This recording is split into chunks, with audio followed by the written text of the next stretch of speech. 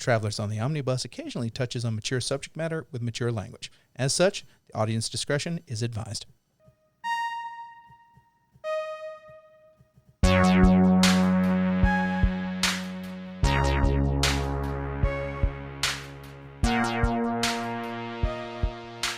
Hello and welcome back to Travelers on the Omnibus, a field trip through nerd and pop Are you culture. trying to match my energy from last week? No. Okay. I don't like how happy and kinda upbeat and chipper that was. It was Okay. just kinda how I Well, was you have feeling. about an hour to Yeah. 2 hours to fix that. We're So in there you go. NPR mode right now. By the end, so it'll we all need fall you to- apart. Yeah, No, that's typically he's how in it goes. NPR mode. He's like 90s angry shock jock, but hasn't woken up for his morning Yeah. set He's left. literally drinking the little bit of Starbucks coffee There you go. he has. By the way, my name's Ethan Skinner. Oh, I'm James McCarthy. Shit. I'm Brady Davis. Hello, I'm Jody Kite. That's the spirit. Jody, what have you been up to? So I recently watched Brady, it's spreading.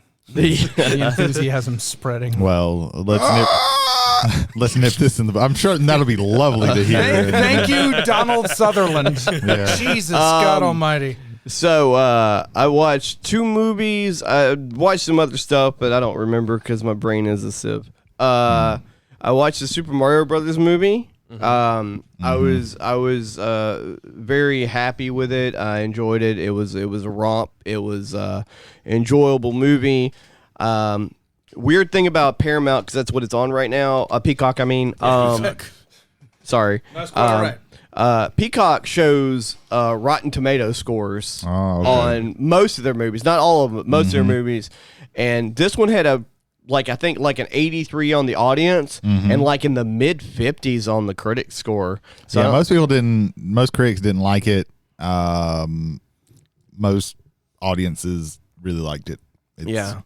But I think because it's not a deep movie. I'm No. not saying that as a negative necessarily. right. I go there. I literally went that movie because I'm a Nintendo fanboy. I love Mario, but also because I like to eat popcorn while watching a fun movie. Yeah, Well, like, there's not a lot to it. I watched. Right. Well, I also watched the. I'm gonna get into what I thought about the movie in a second, but I watched the credits and like everybody that should have been involved with, as far as like, people that are like attached to Nintendo. You had Miyamoto and everybody else.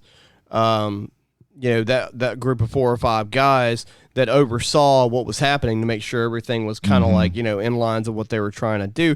I thought it was an interesting plot. I mean, you think about video game plots attached to properties, and I mean, I can't really, like, after seeing the movie, see them do it really any other way than the way they did it, to be honest with you. And so I thought it was fun. There was a lot of funny little, like, inside jokes. If you played any of the Super Mario Brothers games or whatever, like, trying to go see the princess for the first time, and the mushrooms are like, ha ha, she's in another castle. They're just messing with you.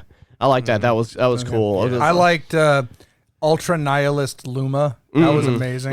That's Bianca's favorite character. That's the entire movie. It's like we're gonna That's die in a the world only, of sadness. like, Yes. I haven't been interested in watching the movie. Like, Right. I'm not gonna say anything about anybody who does Right. like the movie or whatever. Yeah. But like, that's the only part where I was like, oh, that's actually clever. Yeah, there was a lot of clever things they did. I think that was like more clever than, I mean, as far as credits go, I guess it's more clever than good in those regards. But maybe a huge portion of the critics that watched the movie didn't play enough in the games, because that's always a thing where it's like, you kind of have to do both. Well, I to think really also a lot of people are like, they do a lot of key jingling.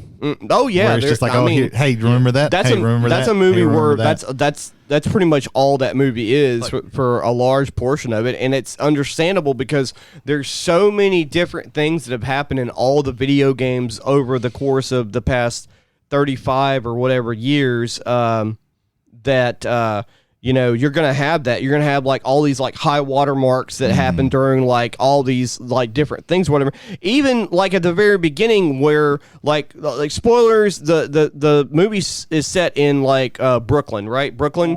It's set in Brooklyn, right? Where you have the Mario Brothers are actual plumbers, of course, and they have a big family, big Italian family. and their first job, their car breaks down, and they have to run through the city, and they do like this little fun, jumping over things, and like they even like do the thing where like when Mario like rolls down a pole, they do the noise that would happen in the original video game, right? And it's specifically set to No Sleep Till Brooklyn, right? Which is also awesome. I am under. Let me. I have a history of Beastie Boys songs being in movies and me walking out. I walked out of these. It's the only movie I've ever walked out of, and I've seen In the Name of the King, a Dungeon Siege movie directed by Uwe Boll through to its end, and I did not sit through Star Trek because of Sabotage being in there, because my inner nerd was fucking offended, and I just walked out. That's the only time I've ever walked out of a movie. Gotcha. So this time I was like, oh no, this is acceptable. Okay, I'm okay with this.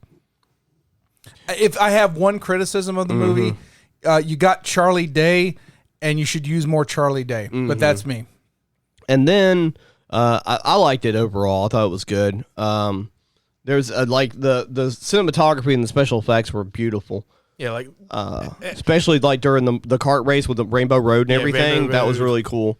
Seth Rogen was in a IGN interview, and he talked about how he like campaigned to like include the DK rap in it, and so that's just like a little thing that I like. Oh, nice. And then I watched the Guardians of the Galaxy Volume 3. Overall, I like the movie. Period. I thought it was good. I thought it's definitely it's a signature Guardians movie.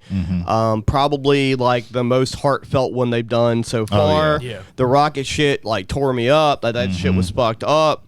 So I'm gonna go on like a tiny like nerd rant that I normally don't go on, but I do sometimes, but not. No, you've never done a rant on No, here. I can never remember a single time you got bent out of shape out of anything. Typically not about comic book characters and comic book movies not being close to like their actual source material. Like especially a lot of throwaway characters are not as well known characters. It's like do whatever you want to with them. Adam Warlock is not an idiot. Okay, he's not the best. He's not the best Marvel character. But I think that comes like I think that's why he's not, because he's not really Adam Warlock. But like Adam Warlock is such a convoluted character. He's very convoluted. I will be honest, he's not that interesting. I accept that performance is Adam Warlock year one. Yeah. I understand where you're coming from, especially considering like the origin story they told, which was like at the teaser end of Guardians 2. Yeah. And I understand that, which was like 20 movies ago. Yeah, it was like 5 years ago or something. And the thing is, like, I understand that you kind of have to do different things with some of these characters because, if you understand anything about the Infinity Saga, he carried the gauntlet at one point. For a short period of time, he ended up with the gauntlet in the original Infinity Gauntlet. He was one of the gauntlet holders in that arc for a short period of time. People started realizing like this is way too powerful for anybody to have. Didn't he also like have the soul stone in him? Well, like no, he lived in like for a very long time. He like because in the Soul Stone in the comic books.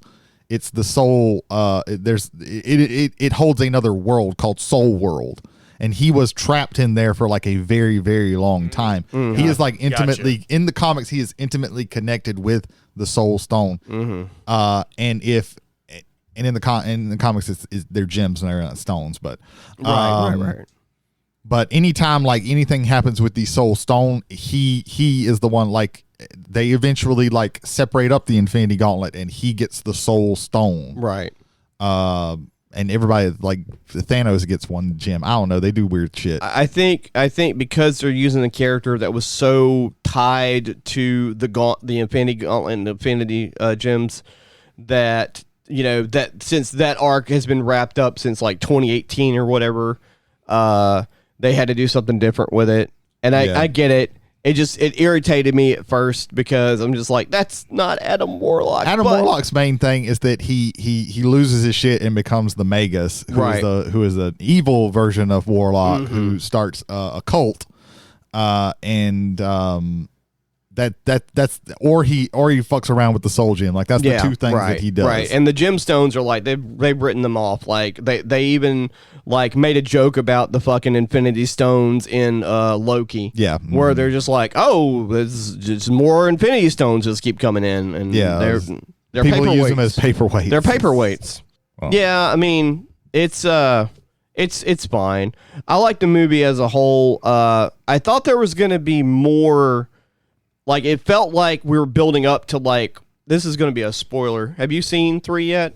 No, not yet. Okay, never mind. At this point, I'm planning on getting Disney Plus again, so I'll probably watch it soon. Yeah, that's all okay, I won't talk about it then. I will say that the use of the High Evolutionary as the villain in this one was a perfect choice. It was really good. It was a really good villain. I loved. He's one of my favorite villains in quite some time. It was a really good villain. Because he's just an evil, unrepentant He's asshole. just evil because he wants to. He's pure evil. And there's a line in that movie that was quoted before I even saw it. I think I heard someone say it or whatever, which is like, you don't want the world perfect. You want it to fit the way you want it to fit or something. It sounded more prolific the way they said it. But anyway, so Guardians 3, it was good. I can't say any more about it because Ethan hasn't seen it. I don't want to spoil anything. I think the perfect encapsulation of the High Evolutionary is somebody says something like, for God's sakes or something like that, and he says, God's not here, that's why I stepped up. Right. Like right. Like that perfect, like that was a perfect like line for him, and because he's just a bad guy, and like I like the use of some of the minor characters that were sort of hinted at before, like Cosmo and things like that. That was really cool. I enjoyed that very much. Yeah. And she was in the you really saw her in the holiday special, the Christmas special. Yeah. I haven't watched that yet. Still, it's worth watching. I need to watch it. You could wait. Wait till Christmas and watch it. It's fine. It's good. Wasn't Cosmo in the first Guardians movie when they went to go see the Collector and she was sitting. She was sitting yeah. there like her and Howard the Duck at the end. She's licking the Collector, and then they show Howard. Everybody forgets her because that's Howard the Duck. Yeah, right. Howard the Duck also makes a cameo in this movie. Yeah, briefly. He did it too as well. Yeah, he did. All three of them. Briefly. They're really pushing that. You always forget Howard the Duck is Marvel. Yes, because Howard the Duck was a really bad movie. Yes. Sometimes it's ironically funny. So bad that George Lucas tried to destroy all the copies of it. It was originally supposed to be Robin Williams to voice Howard the Duck. I don't think that would have saved it. That would not have saved it. No. Like he took that script was wild. He took one look at the script. He's like, "Nope, I'm out." Yeah. That's giant space demons. Hello. That's a very like that's some good, like Robin Williams at that time was not like peak paying attention Robin Williams. That's he was also like true. super coked out Robin I was about Williams. to say, why was that? That's like cocaine. Moscow and the Hudson. And Robin Williams. even him seeing like, this is shit. Right. Yeah. Like that says something. Yeah. Like, the only reason I man. could do this or the Fisher King. The only reason Let me try the fish. Oh, it worked. Right. Okay. we're good. The only reason why Tim Robbins in this movie is because it's like one of his first movies. Like Howard the Duck came out before Jacob's Ladder. Oh Jesus. By like 1 or 2 years. But yeah. So yeah, that's what I've been up to. Pretty nice. Double Chris Pratt features. Yeah. Brady, let's go with you. Yeah, I haven't done too much. I did last night finish the Twisted Metal series. My prediction was right. It's a good series. I liked it. I enjoyed it. It's just like don't go into it expecting Twisted Metal. Now I will say demolition. Like the very last they do like a demolition derby thing at the very end. It's like the final fight thing, and that was cool. And I'm just gonna spoil it. Like they set it up. There's gonna be a tournament in the next season if they have a next season. Up for they set it up. Right. But there is, and this goes back to one of the reasons why I'm not super interested in watching the Mario Brothers movie is there's a lot of key jingling. There's a lot of hey, look at this. Right. Oh, did you? Like they walk into this like bar thing and then just like 7 fucking characters from the show are just there and it's just like like small cameos. or like hint. Yeah, cameos. Does like an orange square appear and like shuffle through each one and then finally selects one and they come out of the bar? I mean, basically, I'm like just checking. when they get to Jody just now realized what I was mentioning. when they get to New Chicago, they just walk into this hall and they hear this voice, and then they're like, "Oh, you're Calypso," and it's just somebody. It's just some voice. Like you never even see him. Well, they're probably hiding the fact he has no face. Yeah. Yeah, I don't know. You see his head from the back because he's like setting up the tournament. I think what they're probably gonna end up doing is it's gonna be like tournament style, but hopefully like it's not just like 1-on-1. It's gonna be like here's some other random like cars and stuff. They might have like it's like a free for all. it might be like a it's like a 1-on-1 thing, but we also have. I'm hoping they do it like this, but there's extra things but there's extra people in there that aren't part of the tournament. They're just there to try and kill both of you. So.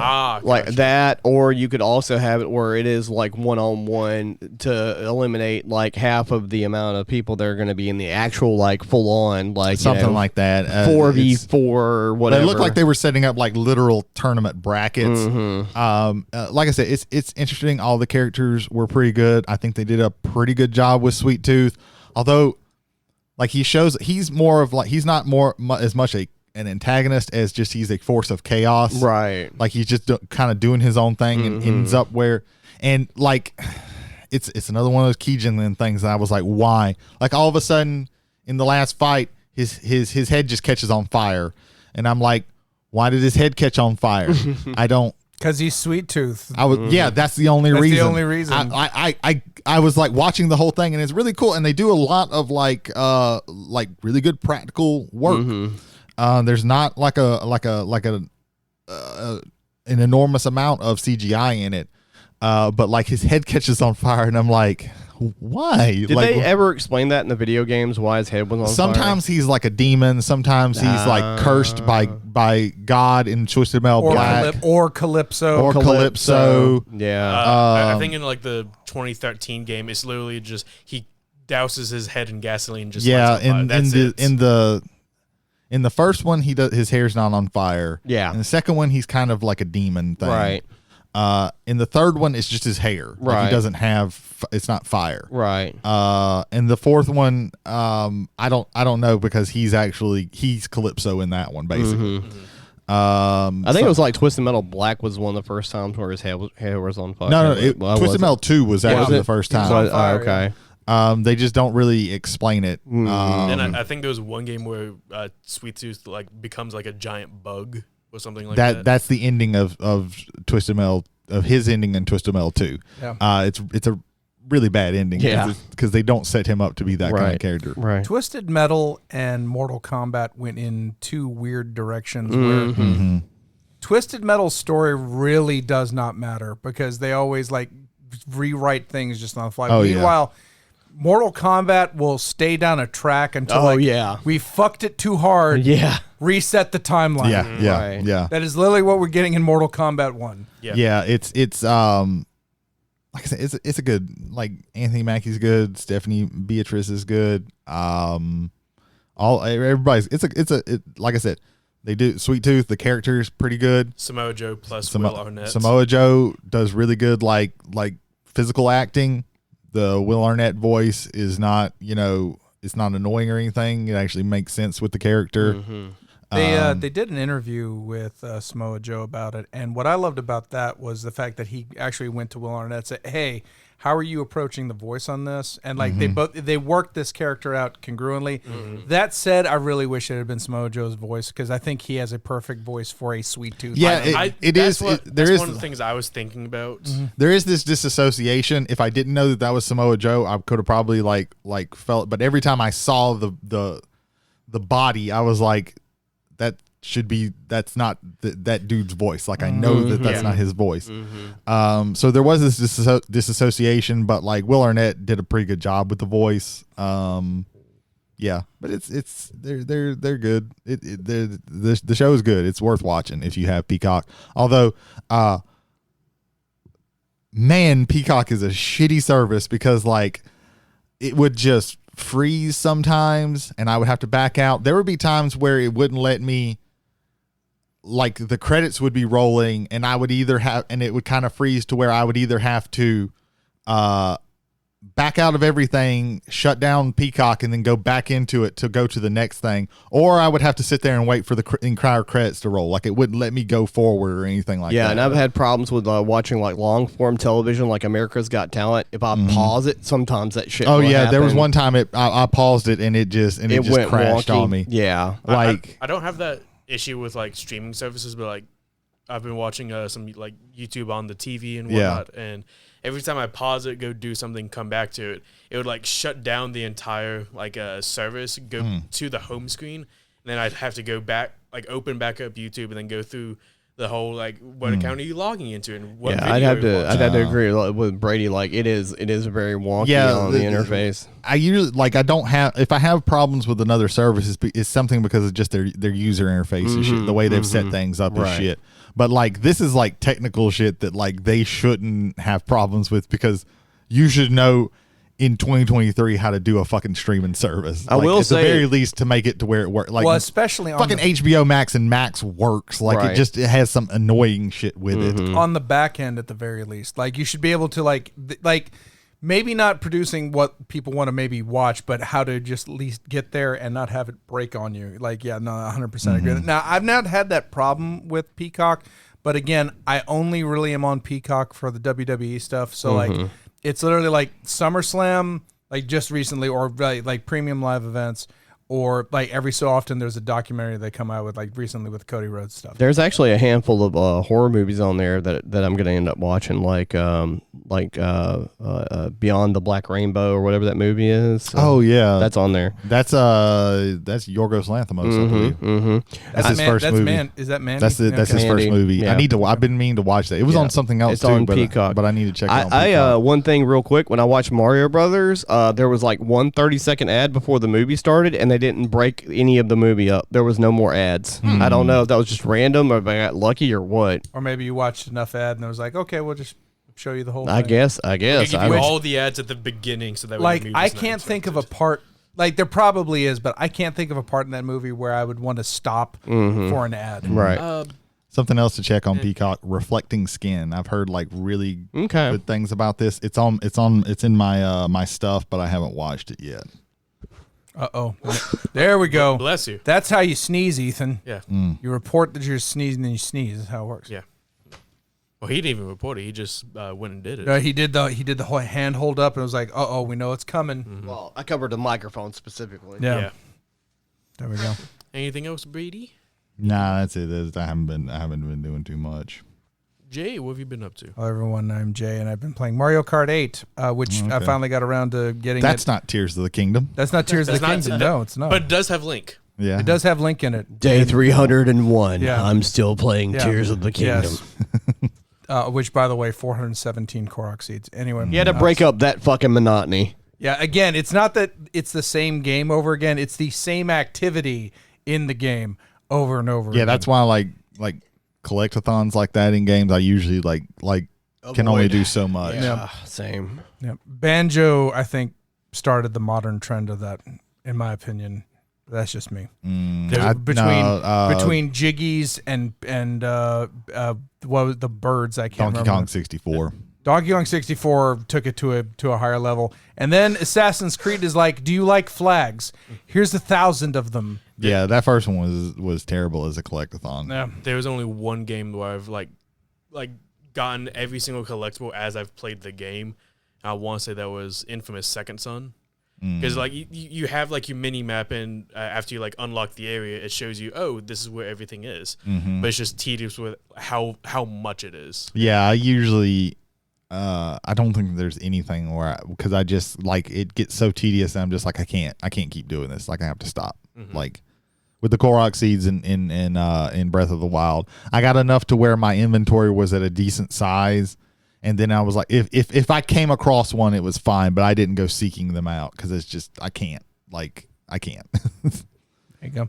But going back to Mario Kart, they did a really good job, especially on the classic tracks, kind of updating them with this kind of new flair to it. Like every so often, your track will have to go like anti-gravity, and so your wheels gain this like anti-gravity kind of like a repulsor thing. And it's really cool to see how they implement that in old maps. And so I've been really enjoying that. Baby Park is still just the most insane NASCAR track of all time because it's literally just 7 laps of it going around in a donut and just insane the whole time. Baby Park on like 200cc is just I could imagine you just crashing into the wall every other second. And like, I don't even want to imagine that. It's funny to watch, Right but now. it's hellacious to actually do. There you go. Ah. So just Mario Kart with you. So yeah, the temperature in my room at my house hit 100 degrees on Sunday, and I was like, hey, so I call Buddy John, friend of me and friend of the show, and I was like, hey man, do you mind if I spend the night over at your place in your spare bedroom because I can't do these 100-degree nights in my fucking so he was him and his wife and were very hospitable for that. It was also a night I took off because last week at work was and I was just glad, and I was glad to be done with that. And so I'm in the middle of a 3-day weekend, so I'm feeling pretty good about that. So I'm happy about that. Yep. And I think that's pretty much it. I've literally so a little behind the scenes. Usually right before the show, we will go down to the corner store and we'll pick up some stuff. I got like 3 liters of water. We're not even to the halfway point in the show, and I'm about to finish off my 2nd liter of water. Nice. I am super dehydrated, and you might sense that throughout the rest of the show, so prepare yourself. The other night, I'm on my grave shift schedule, and the heat index reached 105 at midnight. At midnight. 100. No. Yeah. I was wearing like a 3-piece suit that night. It was like absolutely horrid. That was your fault. Just saying. Yeah. You just said, where was hey, me? you could just say, hey, I'm not coming in. The Atlantic Y'all deal with Ocean is as warm as the Pacific Ocean, if not more. And that part of the ocean has snow in it. It's parts. Jesus. Wow. Alaska is melting. Yeah. Meanwhile, Hawaii is on fire. Hawaii is on fire. Meanwhile, Antarctica is losing. Oh wait, that's been an issue. Yeah. Yeah. Just a real quick human note to the people in Alaska and Hawaii. God bless y'all. Hope y'all get through Yeah, this. for real. Because that is some freaky shit. There's some freaky shit happening over there for sure. Yeah. There you go. Ethan, What What? Yes. have you been doing? Oh, I was waiting for Brady to chime in. I didn't have anything. I'm He's sorry. literally Okay, looking at his gotcha. phone because he doesn't care about you. No, I started. Hey. To be fair, I started when Jody was doing so. Like The passengers don't know that. I've been on my phone for quite some time. He hasn't cared at all, even while he was doing his own stuff. Sometimes some of us are multitasking and looking up notes for later on portions that happen in the Yeah, show. sure. That's what I'm doing. Yeah. Brady's I was notes. trying to say, man. Brady's notes are literally on that piece of paper there right in front of him. Well then. All right. The man is a technical Luddite. All right. when He's it on comes to that. Instagram. Moving on. I'm definitely not on Instagram. All right. He's on Snapchat. Moving on. I'm definitely not. He's on what used to be He's on Twitter. Facebook. He's on what used to be Twitter. He's getting No, I'm he's not on getting any of he's those. getting He's all on the Reddit. he's getting all the hot chick snaps from Yeah, Snapchat. sure. Yeah, He's that's getting all with the that. karma from Reddit. Yeah. They're just sliding into his DMs. Some of I've those always words hated I that term. understand. I always hated that term. Not much has been Hey, happening. Ethan, what have you been doing? Thank you, Brady.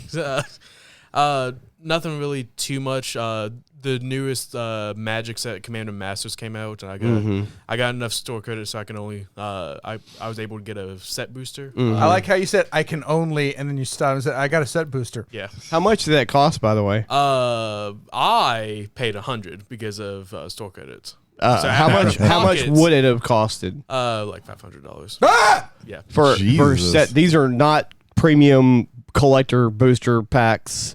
It's Jesus set boosters. Christ. And how many packs come in a set booster? It's not 36. It's 24. 24. Have you been holding on to that fucking store credit for like 5 years? No, just recently. No, I've also been like trading like stuff that okay. I don't use. Building up. Yeah. Okay, I forgot that. I will say I forgot that people who play Magic do that. Sometimes. But I did triple my money from what I spent out of pocket. Well, So, that's only if you sold the cards that you opened, and if they retain the value that they retain, and if you can get market price. yeah. Which is not So none of those says things. None of those things are Wet going to blanket happen. Jody. One of those things are going to happen. I'm up in money. I wanna- I'm You're up up, in value. you're up in cardboard. I'm up in value. I want to Yeah. ask something to the passengers right now. It's a specific, like this is a niche subset of the passengers. Right. Passengers who It's like that one guy in the Philippines. yeah, pretty much. Oh no, we got a dude in Poland now. Oh, Yo, shit. Poland, let's go. I cannot pronounce the name of the city because it has vowels where consonants should be and vice versa. Well, that's And just umlauts and O's with crosses through them. that's It's just weird. Polish. Okay, there we go. Yo, let's So, go Poland. Here's my question to passengers who play Magic and Games Workshop games at the same time. I don't think those exist. They do. They do. Here's the question: do you just think that Magic and Wizards of the Coast is just trying to make Magic decks as expensive as fucking Games Workshop armies? They're making the hobby as expensive as the other hobby, if that's what you're fucking saying. It just like $500. Hey everybody, so Future Jay here. We went long on Magic and some gripes about Magic, particularly about the pricing and how just rapid fire stuff is coming out, especially last year and going into the next year. So for y'all, just to let you know, we are going to present that in a special Omnibus Rest Stop, which will be coming out a couple days after this episode. But yeah, when we bored Brady out so much, he started looking at his non-existent Snapchat. Yeah, we realized we'd gone too far. But we will present that to you in an Omnibus Rest Stop. And now back to the show.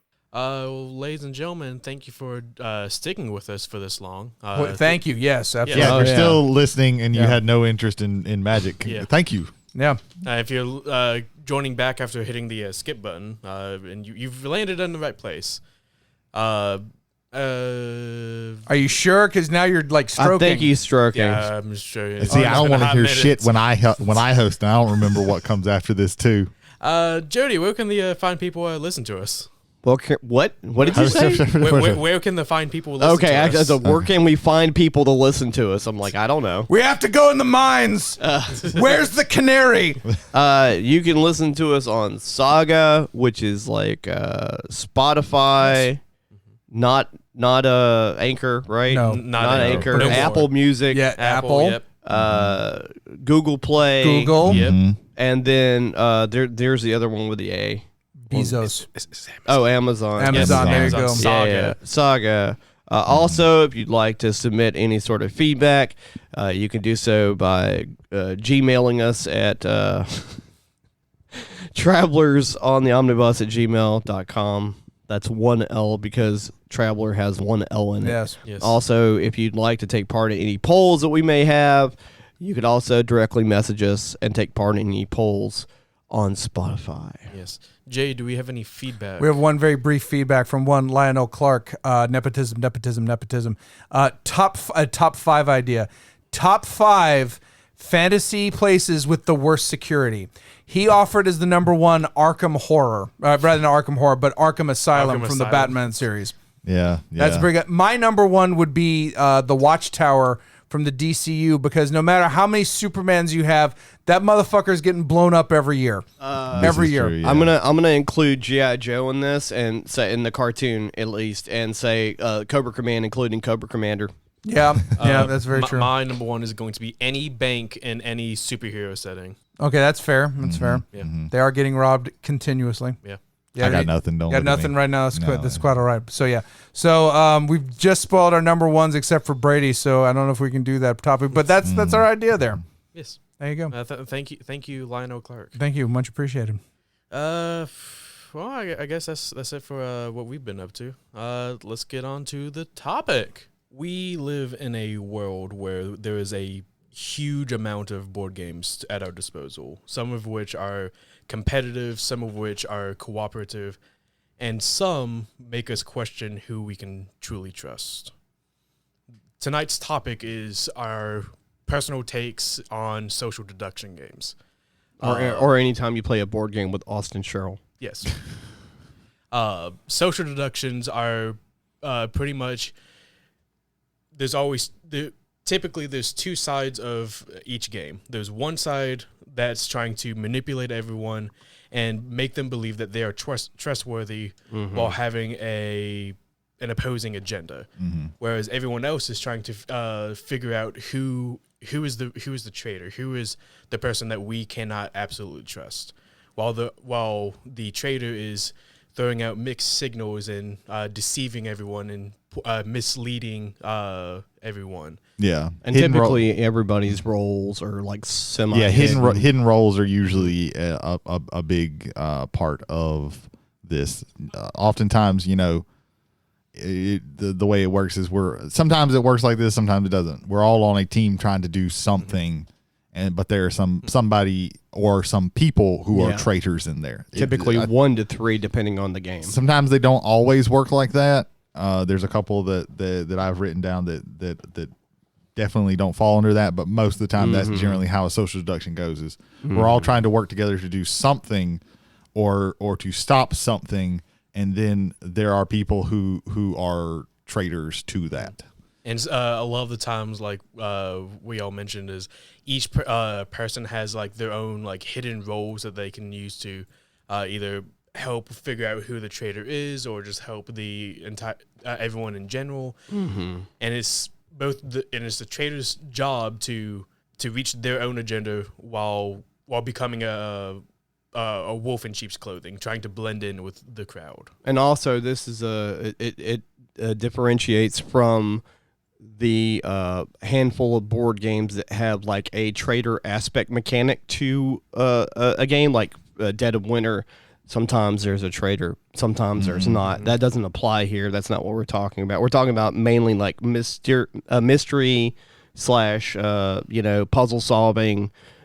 With a hidden traitor aspect to it, while you're trying to deduce typically another player. Sometimes it's not another player though. Sometimes it's it's a group of people. Well, sometimes it's a group of people that are trying to find a hidden traitor that's not actually a player of the game, because that's how Salem is if you play it with 6 people. But moving on. Yes.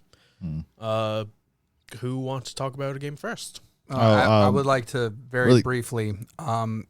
A lot of what I'm going to be bringing up is based off of material produced by Efka and Elaine from No Pun Included. I was about to bring this up. They have a video called "Blood on the Clocktower and the History of Mafia and Werewolf." They're on YouTube. No Pun Included is a fantastic YouTube channel if you're into board gaming. I highly recommend checking out this video after you hear it from here, or hell, if you want to just pause there and kind of get an even greater understanding of where this comes from. I'm going to be run both of us at the same time. You can do it. Yeah. There's no law against Mafia it. werewolves. Learn how to multitask that way. It'll be great. But a lot of the stuff that I'm going to be bringing up is brought up by them, and I wanted to give them their proper representation in this, because I think that's from their entire video library. I think that's the best video they've ever done, in my opinion. I think it doesn't have as much views as it should have, and I would like to, like, even though we don't have as much traffic, like, I'd like to get people put eyes on that, because it is an exceptionally well done video, especially on this genre of board gaming. Yeah. The one thing that they do talk about is the fact that there's kind of a social contract with us in everyday life, to where, we're pretty on. We try and stay on the up and up with everybody. You're not trying to constantly deceive or lie to people, and this gives an opportunity to do that. So that's like a safe outlet to. Yeah, sometimes safe, sometimes not so safe. There's a lot of negativity that can find itself in these games, and I think that's something we'll be going over there with as well. Yeah. The resistance. Yeah. Let's start very simple. Oh, okay, we're just gonna start with this one. Start very simple. So the resistance, the notion of the game is that you are a resistance cell in this kind of dystopian future where you're trying to fight back, and you have your entire group, and one person is chosen to be the leader. Typically, then it follows in a clockwise order as far as who is the leader, as far as stuff goes. And you have a certain number of people that you have to send on a mission. And if everybody shows pass and then the mission passes. If one person produces a fail card, the mission fails. Well, why is that important? Well, only the imposters who have basically integrated into the cell can make things fail. The rules specifically say if you are on the good guys team, you have to play pass, or it doesn't work out. It starts out with, like, in a 5-man group, 2 people go, and then it starts to be 3 people, and then towards the end, it's like 3 people, but you have to have at least 2. You can have one person send a fail, but as long as more than one doesn't happen, so it's good there. Yeah. It plays over 5 rounds. If the good guys get 3 rounds won, they win. If the bad guys get 3 rounds won, they win. Very simple, direct, to the point. It's one of the, in my opinion, the simplest interpretations of this type of game. The minimum is 5. It can go all the way up to 10. But there's always one traitor. There's at least one, and the more people there are, Adds. the more people are on the quote unquote loyal team, which are loyal. Now to in the this dystopia. game, since I don't have any experience playing it, in this game, do the traitors know that Yes. they're traitors? Yes. So the they traders have that know that they're information? traders. Yes, there's yeah. In the basic game, they know that they're traders, and then after the leader picks, okay, say it's a 2-man team, so I'm gonna choose Jody, I'm gonna choose Ethan. Then we vote to see, hey, does everybody agree on that team? And if I think it's the majority the majority agree that it goes through, and then we do the team because then you secretly give your cards, and then they get shuffled up. If it fails like 3 times, though, if the vote fails 3 times, then I think I think it's 5 times. Yeah, it's some number of times. If the vote to put the team together fails, then a new leader is basically in clockwise order, and then they get to try to pick their team. It's been a while since I played this game because this is not one that we play a whole lot, even though this is one that I really like. This is the first time I'm hearing about it. Yeah, I like it because it's a quicker game. I know Jay's gonna vehemently disagree with this, but like I'm not that big of a fan of Werewolf. I will play it if everybody's playing it and there's nothing else, and it's either that or just sit there. But it's by far not my favorite because there is like the player elimination and everything like this. And Werewolf, depending on if it's a big group, especially, can go on for quite some time, and can be kind of hard to keep track of and everything like that. Whereas the Resistance, it plays like very, very quickly, and works very well. There's also a variant of it, called the Resistance Avalon, which is, in Arthurian stuff. And it adds in, not just traitors, but it adds in, Merlin, who knows who all the traitors are. Right. And is on the good side. And is on the good side. But there's also someone who is designated as the assassin, and if at the end of the game, good wins, if the assassin can pick out, okay, you were Merlin, then the bad guys win automatically. And that's the harder variant of it. If you have Merlin play, then the bad guys get to basically. Oh yeah. I'm sorry, because there's an expansion to the Resistance where they add this in, and they added that part in too. But yeah, it's just the bad guys get to vote on who is Merlin. Now, and my favorite role from that one is Galahad. So Galahad knows, quote unquote, the face of magic, which means he knows that who Merlin is, but he also knows who Morgana is. And I don't mean that they know them specifically. They just know that these two people are magical. One is Merlin, one is Morgana. But you don't know which one. But you don't know Yeah. which one's Right. Team Blue, which is the good guys, and which one's Team Bad, which is the Right. red guys. Yeah. And I love the interplay there, because you now know two people at the table, but you don't know necessarily what their intentions are. Yeah. The part, just the thing, because before the expansion came out, a lot of people would just play it as, okay, this particular good agent, they're Merlin, or they're the sci-fi equivalent of Merlin. I think there was a guy who kind of looked like Morpheus, and they were like, oh, that's him, because it does add a lot. Because if you play the original version, it gets kind of old, but then that adds a whole other thing, because now you're trying to, like, I know who the bad guys are, but I can't really give that away. I have to give enough information to where I can make sure that we win, but not so much information that they absolutely know, okay, this is Merlin. But yeah, this is like one of the first times one of the first few times that I came here to McNarb's. We played this in the back room, and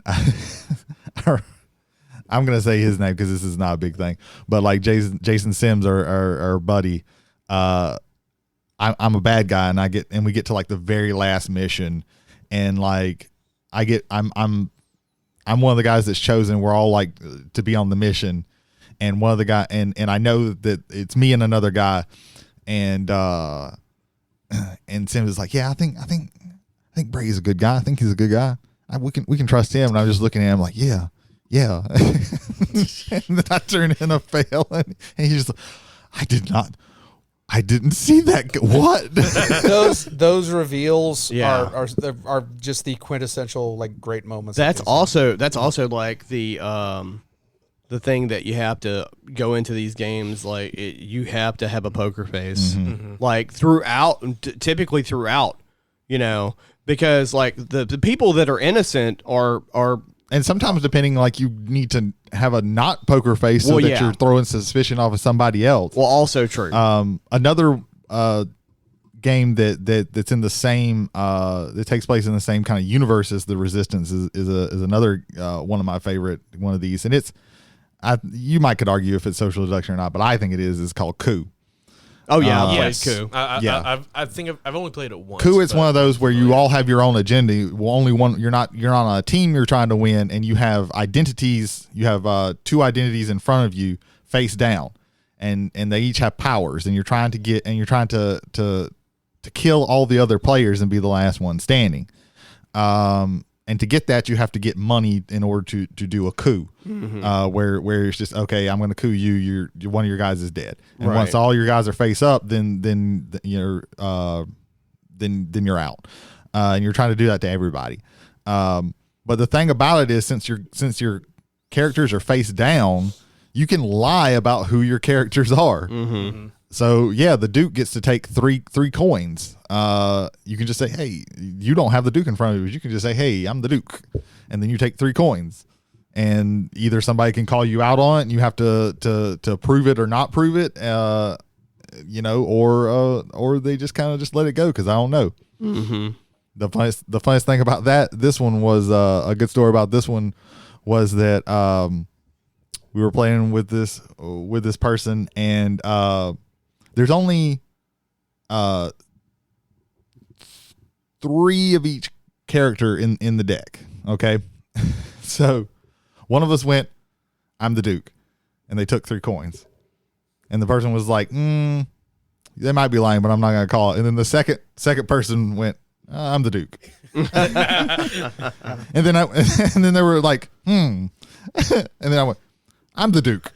And they started like losing their mind because they didn't know what was going on then. Because they were like, I know one of you is lying. One of you has to be lying. You can't all 3 be the Duke. It's impossible.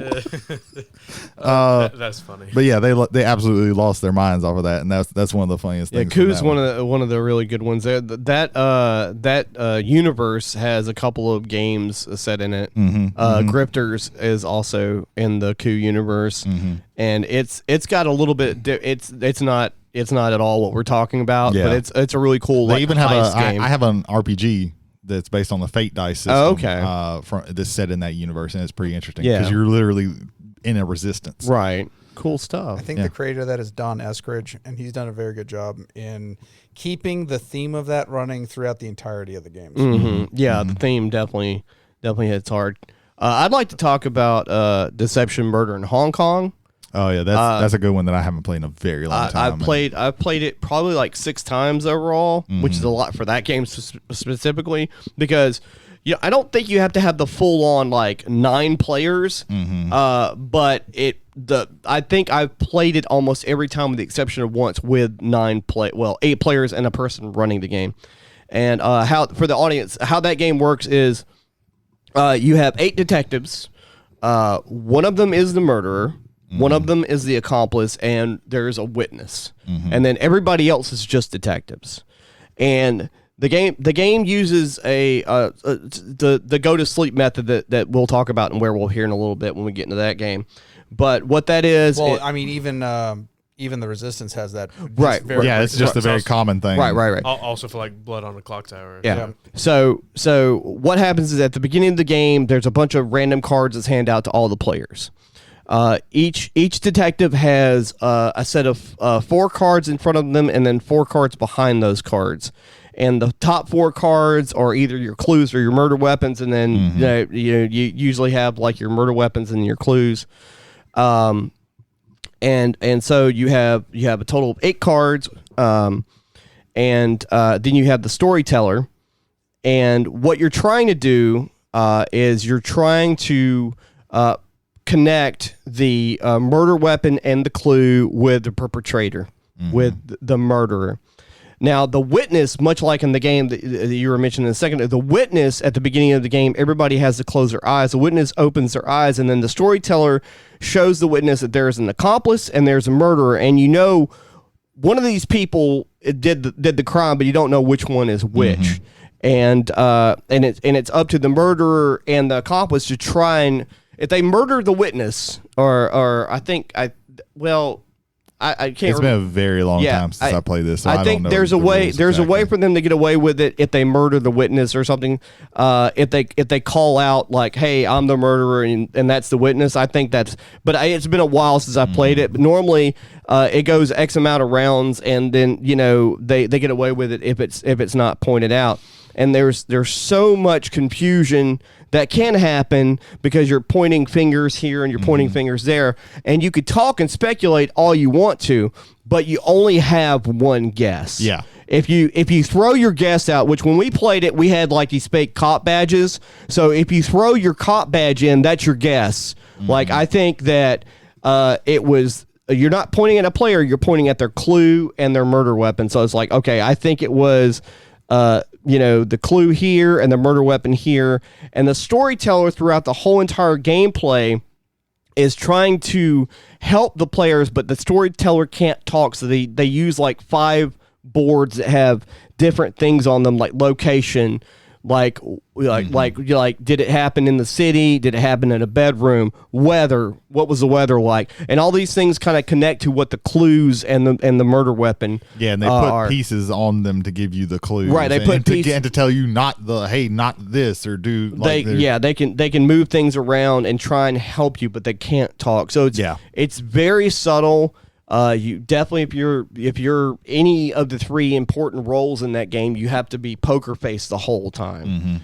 So that one's really fucking fun. Yeah, I remember it's been a very long time since I played it. It was at, I want to say, I don't think it was MobiCon, not MobiCon. I don't think it was CoastCon. I think it was that one year that they had Geekonomicon. Geekonomicon had 2 years, and I think this was year 2. Year 2. I didn't go to the first one. And I think I played it, and it was a full player game, right? And I think we played it, and then played it again because everybody was just like, "Yeah, we'll just do this again," right? Because it is very snappy. But yeah, that one's a really, really good game that I haven't played in a very long time, and I wish I had. I wish it would have been less time that I played it. So I have 2 things to spin off from this. First of all, you mentioned as stuff is flying around. Typically, that is the crux of the game. These games do not play on a board. They may have a board that represents it. The true game is between you and the X number of people that are being are playing and quote unquote being played at the table. Right. People who can dictate that subtly or sometimes not subtly are the ones that typically can excel in these games. Because you're going to have people talking, you're going to have suppositions, you're going to have accusations, and with that, you're either going to have debate or outright argument. Right. And how you navigate those waters is going to dictate how you're going to do on this. The second thing I want to bring up with this, a lot of these games have high player counts. They make excellent convention games if you're willing to buy into the game. I will say this. I've seen sometimes notions of conventions where they've tried to get a big room together, and they've gotten a big room together, but people don't appreciate what they're walking into. They may have played their werewolf game with like 8-9 people. Now we're playing with 25. That game has to be at least from the person who's moderating that has to be way more deliberate. You have to be kind of figuring out things because there's maybe multiple roles. Even if it's not even necessarily multiple roles, you have a whole lot of people that you have to kind of keep an eye on and make sure everything is running smoothly. And that's when the game gets a little bit more deliberate and gets a little bit slower.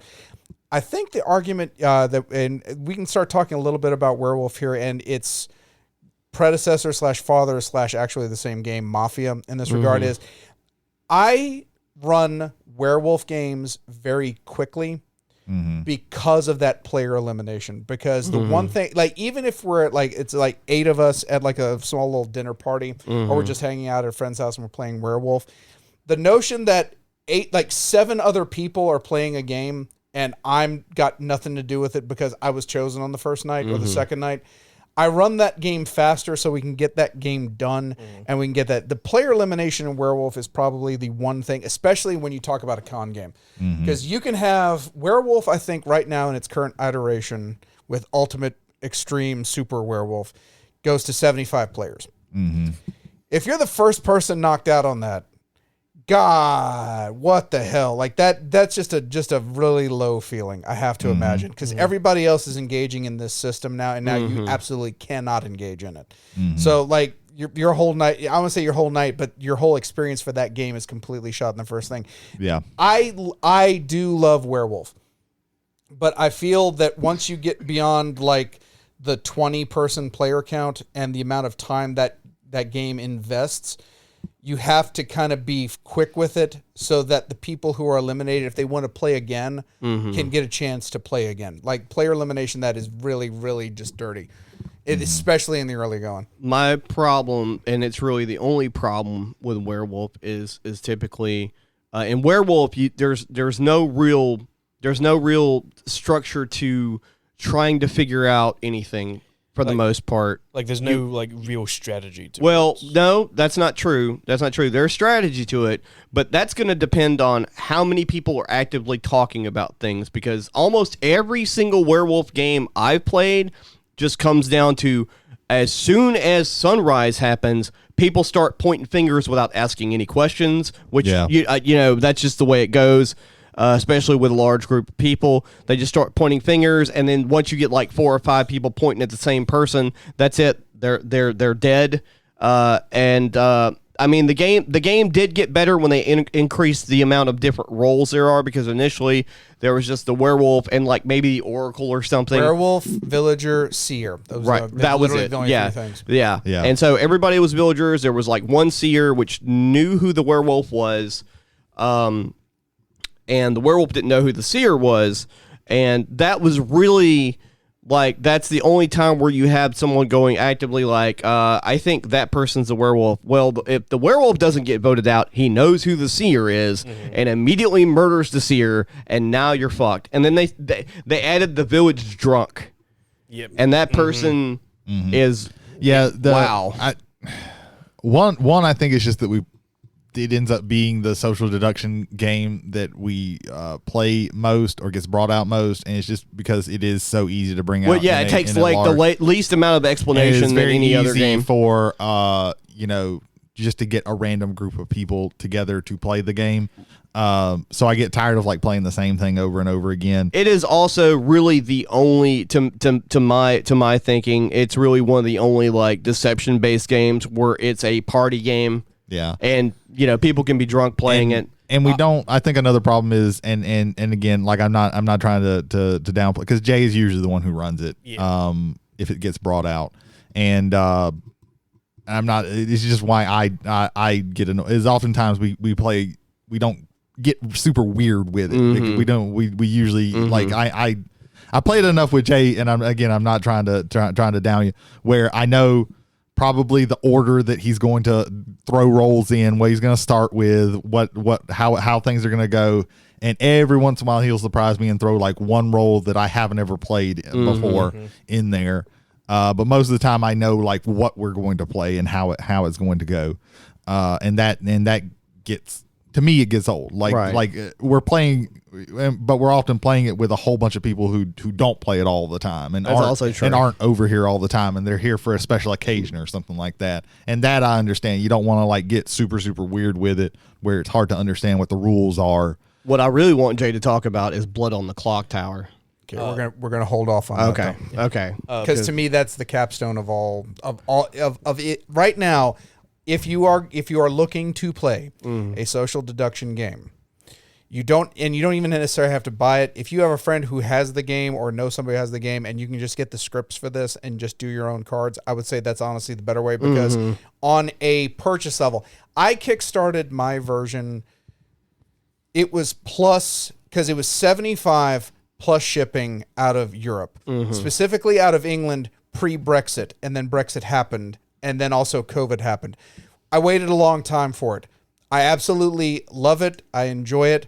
but it is a psychotically massive production for a game that really doesn't need that. It greatly helps it. Right. Yeah. But you don't need the full-on box with the books and all that. If you can, like, you do need something that can help you keep track of everything. Right, But a of course. notebook with a circle drawn and where everybody's roles are, I think you can get away with it there. Having that book makes the whole thing an experience, in my opinion. It's one thing like I want to bring out every Halloween when we have a Right. game at the shop, but I'm just gonna capstone this at least for now. It is one of the few games where if you don't have the money for it, you can still do it. But almost sometimes if you don't have the money for it and you don't have that full production, you may be better off with something like Werewolf, Murder in Hong Kong, things like that. Yeah, I think I would say, like, if you don't want to pay the money for it to get other things, because also, like, that's one where that's with the actual people, like, on the ground playing, it's not super hard to do, but the person running the game, that's a lot. It's damn near like running an RPG. It's a lot. Oh, it is. It is specifically running an RPG. Except there is so no if you don't dice. have like that one person who's like Gonna who's excel gonna at like that. put the work in to learn the Right. game and understand the game and know what they need to do, you're not gonna have it. Whereas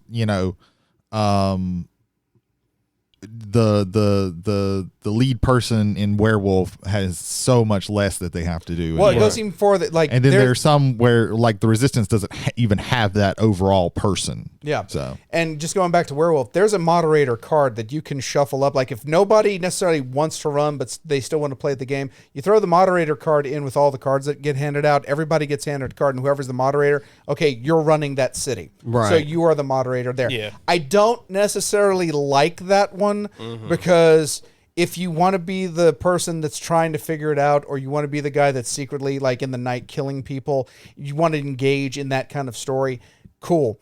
But if you don't get that, if you're randomly the moderator, are you going to moderate to the level where you should be for everybody else who's going in the game? I think that it's a weird kind of, hey, we're all having fun and you've got to basically be the school marm. Like, that could be bad. Yeah. I think Go Ethan ahead. has something? Go ahead, Ethan. When it comes to these types of social deduction games, just from like an enjoyment standpoint and like interesting, I find myself enjoying playing these with a group of random people that I've never encountered with, rather than a group of people that I'm well known with. these are the games where you can most of the time you can definitely just get a random group of people together at a convention or at the shop like any event happening or something like that. It's not for me personally. I want to speak on this real quick, especially talking about Blood on the Clocktower specifically. I don't mind playing with some people that have played the game before.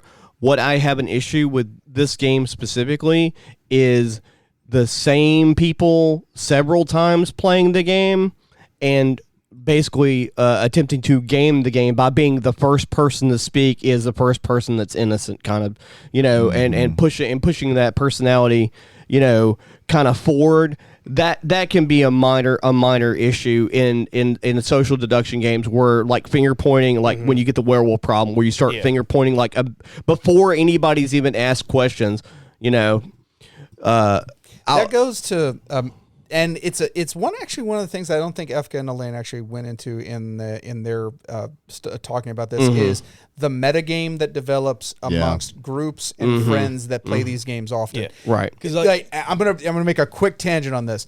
It's the same problem that happens in Cards Against Humanity if you play it too often. Right. Because always these certain cards have these certain histories to them, and if they get played, they automatically win. You can read They the room a automatically lot lose. easier. Yeah. We have I'm not going to mention his name, but we have a saying that I nominate blank.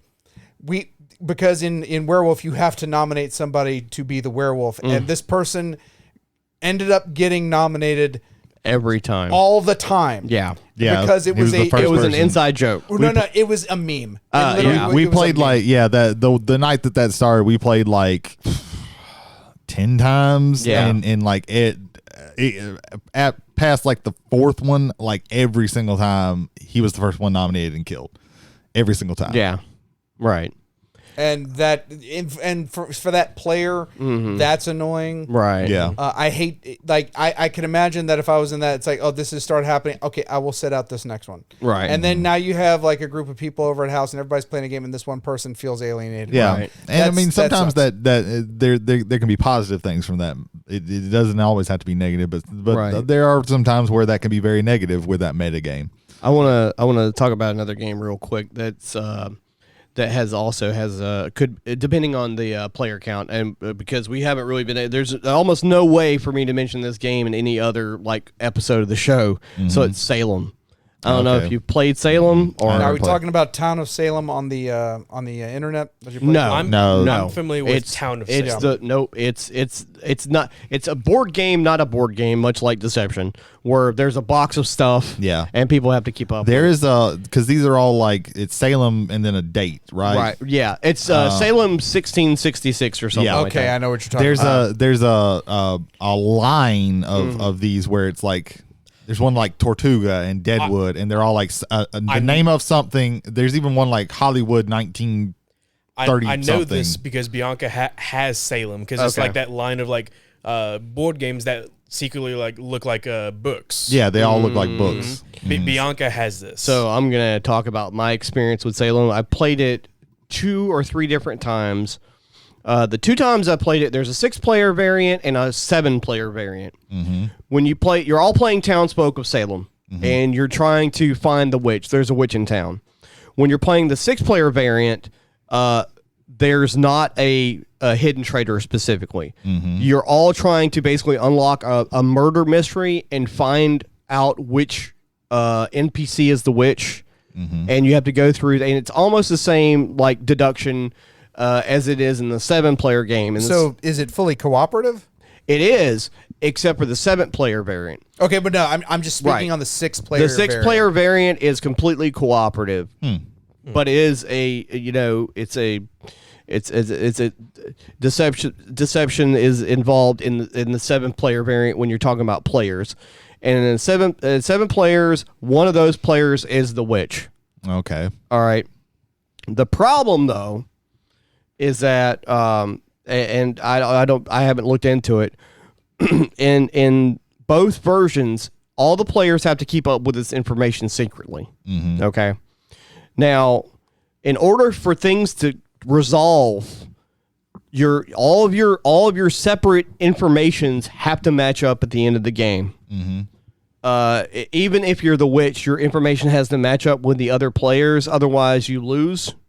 Because otherwise you just cheat, the whole time or whatever. Yeah, I could see that. Okay. But here's the issue. When you have like a situation where you have game mechanics where everybody's information has to match up, somebody writes the wrong number down once out of a huge sequence of numbers by accident, and it fucks the whole game. That happened. That reminds me. So this is not in the social deduction category, but I feel it kind of. I'll mention this here. There's a game called The Alchemist, and it's an app-based. It's an app-based board game, and at the start of the game, everybody has to put in the same code so that they're all working on the same, basically precepts and formulas.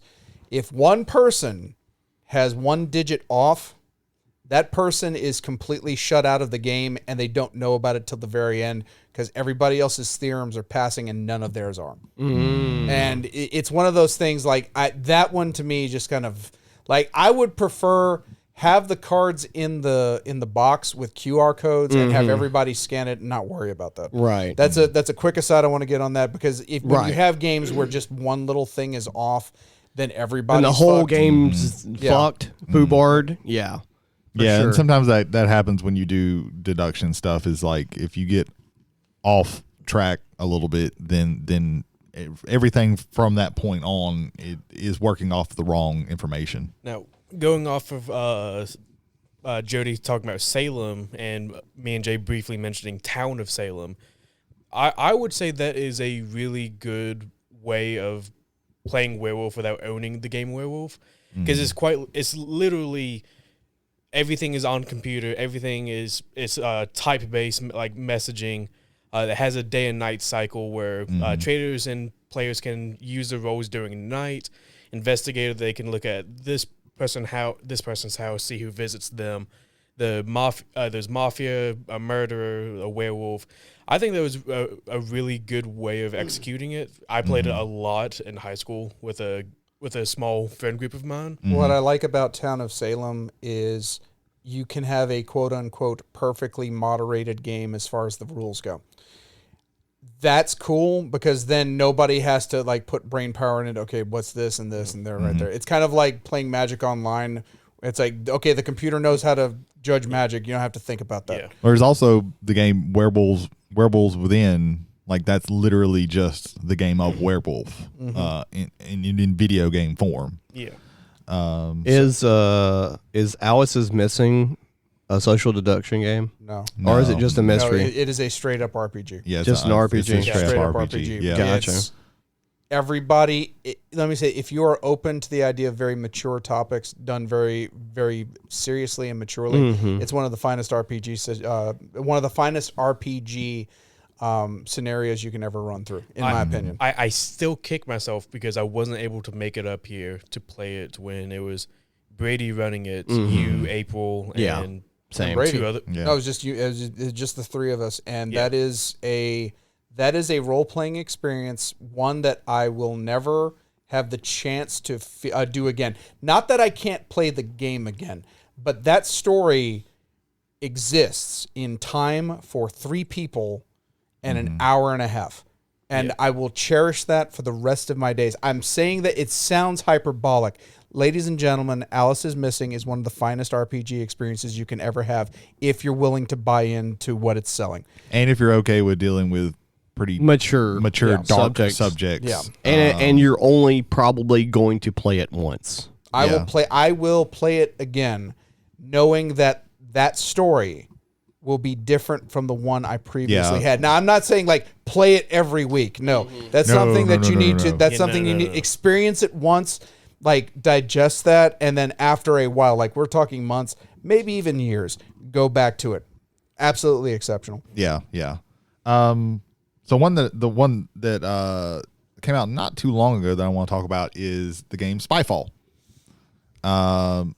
This is a game where you just pick the deck of cards, and then all of the cards are going to have a location that you're at. Everybody's at this location, but one person is going to get a card that doesn't have a location. It's just going to say you're the spy. And then you go around the table asking questions. You just point to somebody, hey, how's the weather here?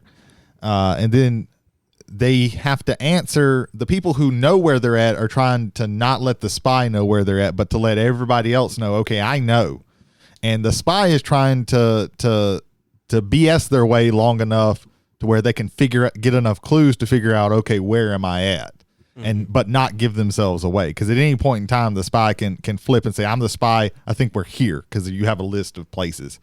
There was a YouTube channel, Node, that plays this, but with like airsoft guns, where it's like everyone has their roles and they have their secret location, and instead of like nominating it, hey, I think you're the spy, they just shoot each other with airsofts, and they have protective gear on and all that.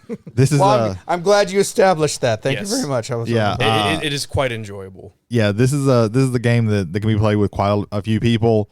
And it plays pretty quickly. You can just play like a couple of rounds of it, because you have the bags with the cards in there, and you just pick one out and then shuffle it up and deal it out. And if that's all, and if after one of these everybody's like, oh, we're done, then you're done. But you can just play 2-3 rounds, because it's really just about one versus everybody, however many other people winning there. I got 2 things. One, so these games typically are based off of an uninformed majority with an informed minority.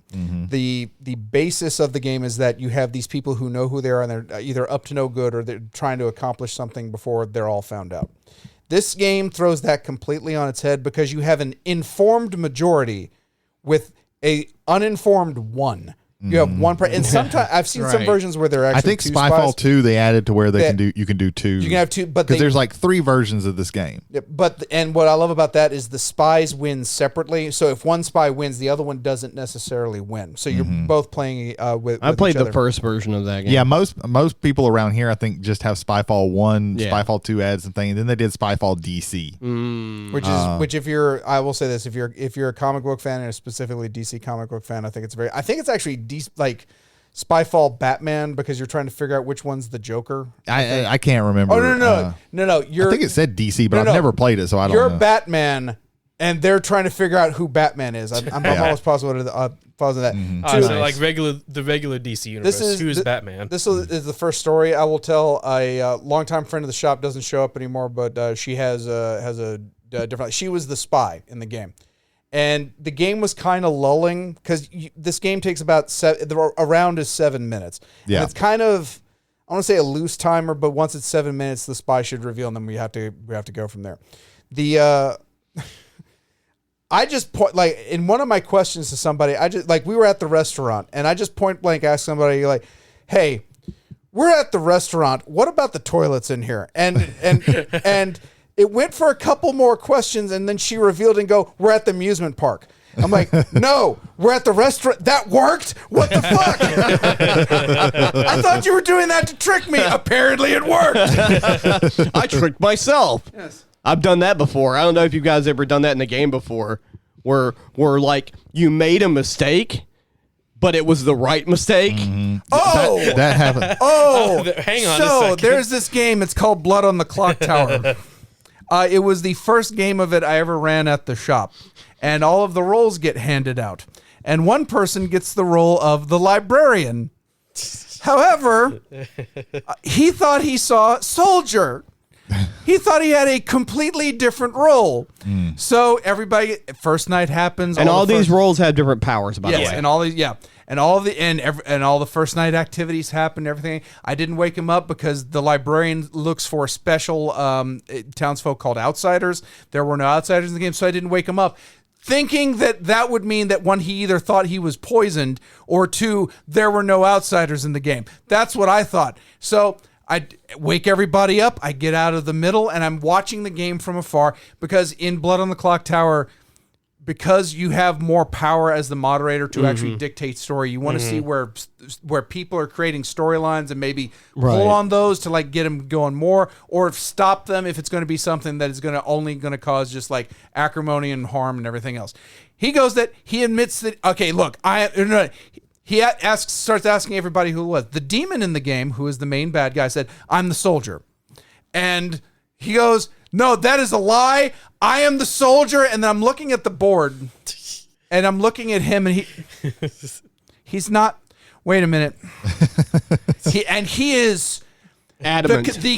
the conviction of Saint Peter. Yeah. Like, he is like, what the, I'm looking at this, I'm like, and you can't, like, one of the things about moderating in these games, Blood on the Clocktower is a little different, but you can't outwardly like dictate towards things. Yeah. And so you can't outwardly Use show, a like, storyteller. wait, what the You fuck? can't be like, you can't be hey. like, wait, what the fuck? And like, there's you no can't inject yourself in this. And I'm not even sure if he's running this as a gambit just to see how. Because he people are could be gonna work. bluffing. Right. And this took like 2 or 3 rounds, but eventually the demon is voted on, voted out, and everything.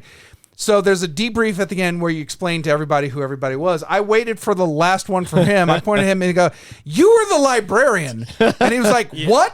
Also during this game, Yeah, I'm the this is your spy. one. Yeah. So the spy's power is every night he gets shown the book. Now the first night Jay held the book such that I couldn't see the very bottom of it, and I didn't even really like crane my neck or anything. I was just like, oh, okay. Right. So, and real quick, the book tells Jay, the guy who's running the game, where everybody's everybody is. location is and what their roles are. One of the key things about Blood on the Clocktower is that wherever anybody Where is you sitting, sit, you're staying you there. Have to, you can get up and move around, but when That seat is yours. When major stuff in the game happens, Yeah. everybody has to return to their that actual seat seat. is yours. Yeah. You're not moving position. Go ahead, Brady. So I didn't see where this guy's actual role.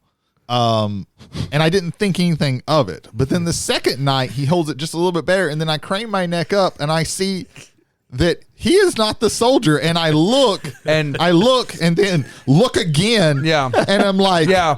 And no, What the and then fuck? and then you looked at me, and I'm just like, yeah. And I give Jay a look, and I'm like, yeah. what the fuck? Yeah, me too. And Jay can't say anything. And the demon was protesting so hard, and they weren't very good at they didn't sound very sincere with the protesting. And I was like, how do I fix this shit sandwich? And I couldn't. Like, we lost that round. Yeah, it's one of the most bizarre social deduction games I've ever run. Period. Full stop. I Yeah. have my own story with Blood on the Clocktower.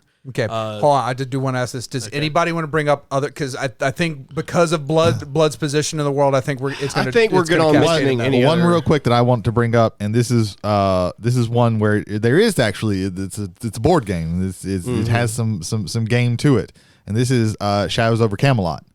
This is a game where you're all the knights of the round table, and you're trying to hold off all of these evil things that are happening. You're trying to go over here and quest for the Holy Grail. You're trying to hold off the Picts and the Saxons. You're trying to go over here and get Excalibur and all these things. But My interest is piqued. one or two of you, or maybe even more, I can't remember. Sometimes no one. Yeah, sometimes no one. And that will probably be the only time that you win the game, is if you luck out and get no traitors, because the game is hard because it does bad things. It's one of those do a bad thing and then do a good thing, and you all have cards in your hand that are of certain strengths, but you can't give specifics. You can say, hey, I can lend you great strength in this, or I don't have a lot of strength when it comes to that. You're trying to do different things. But there are a number of you, 0 to 2 or 3, I can't remember. It's been a very long time. There is a traitor, and they're trying to, go over here and just pitch cards for nothing. They're trying to get, they're trying to fuck everybody over, and then they'll eventually reveal that they're a traitor, and then they get to do extra bad things to you. So you're trying to like suss the people out while also holding off all of these really bad things that are happening. And this is example. This is one of the few examples. You only have a couple of these. Battlestar Galactica / Unfathomable or one. Why I don't, because we have the box for Unfathomable right there. My favorite board game of all time, Battlestar Galactica. There's so much more than just the social deduction in those games. But no, I think they're a major part, and I will agree with you on that. Dark Moon. Which is originally named Battlestar Galactica Express, where they took the card format of it and turned it into dice and it plays a lot. snappier. These are. There's not very many of these, and these There's are not a basically whole the ones lot. that we just I mentioned. do like Dark Moon. Yeah.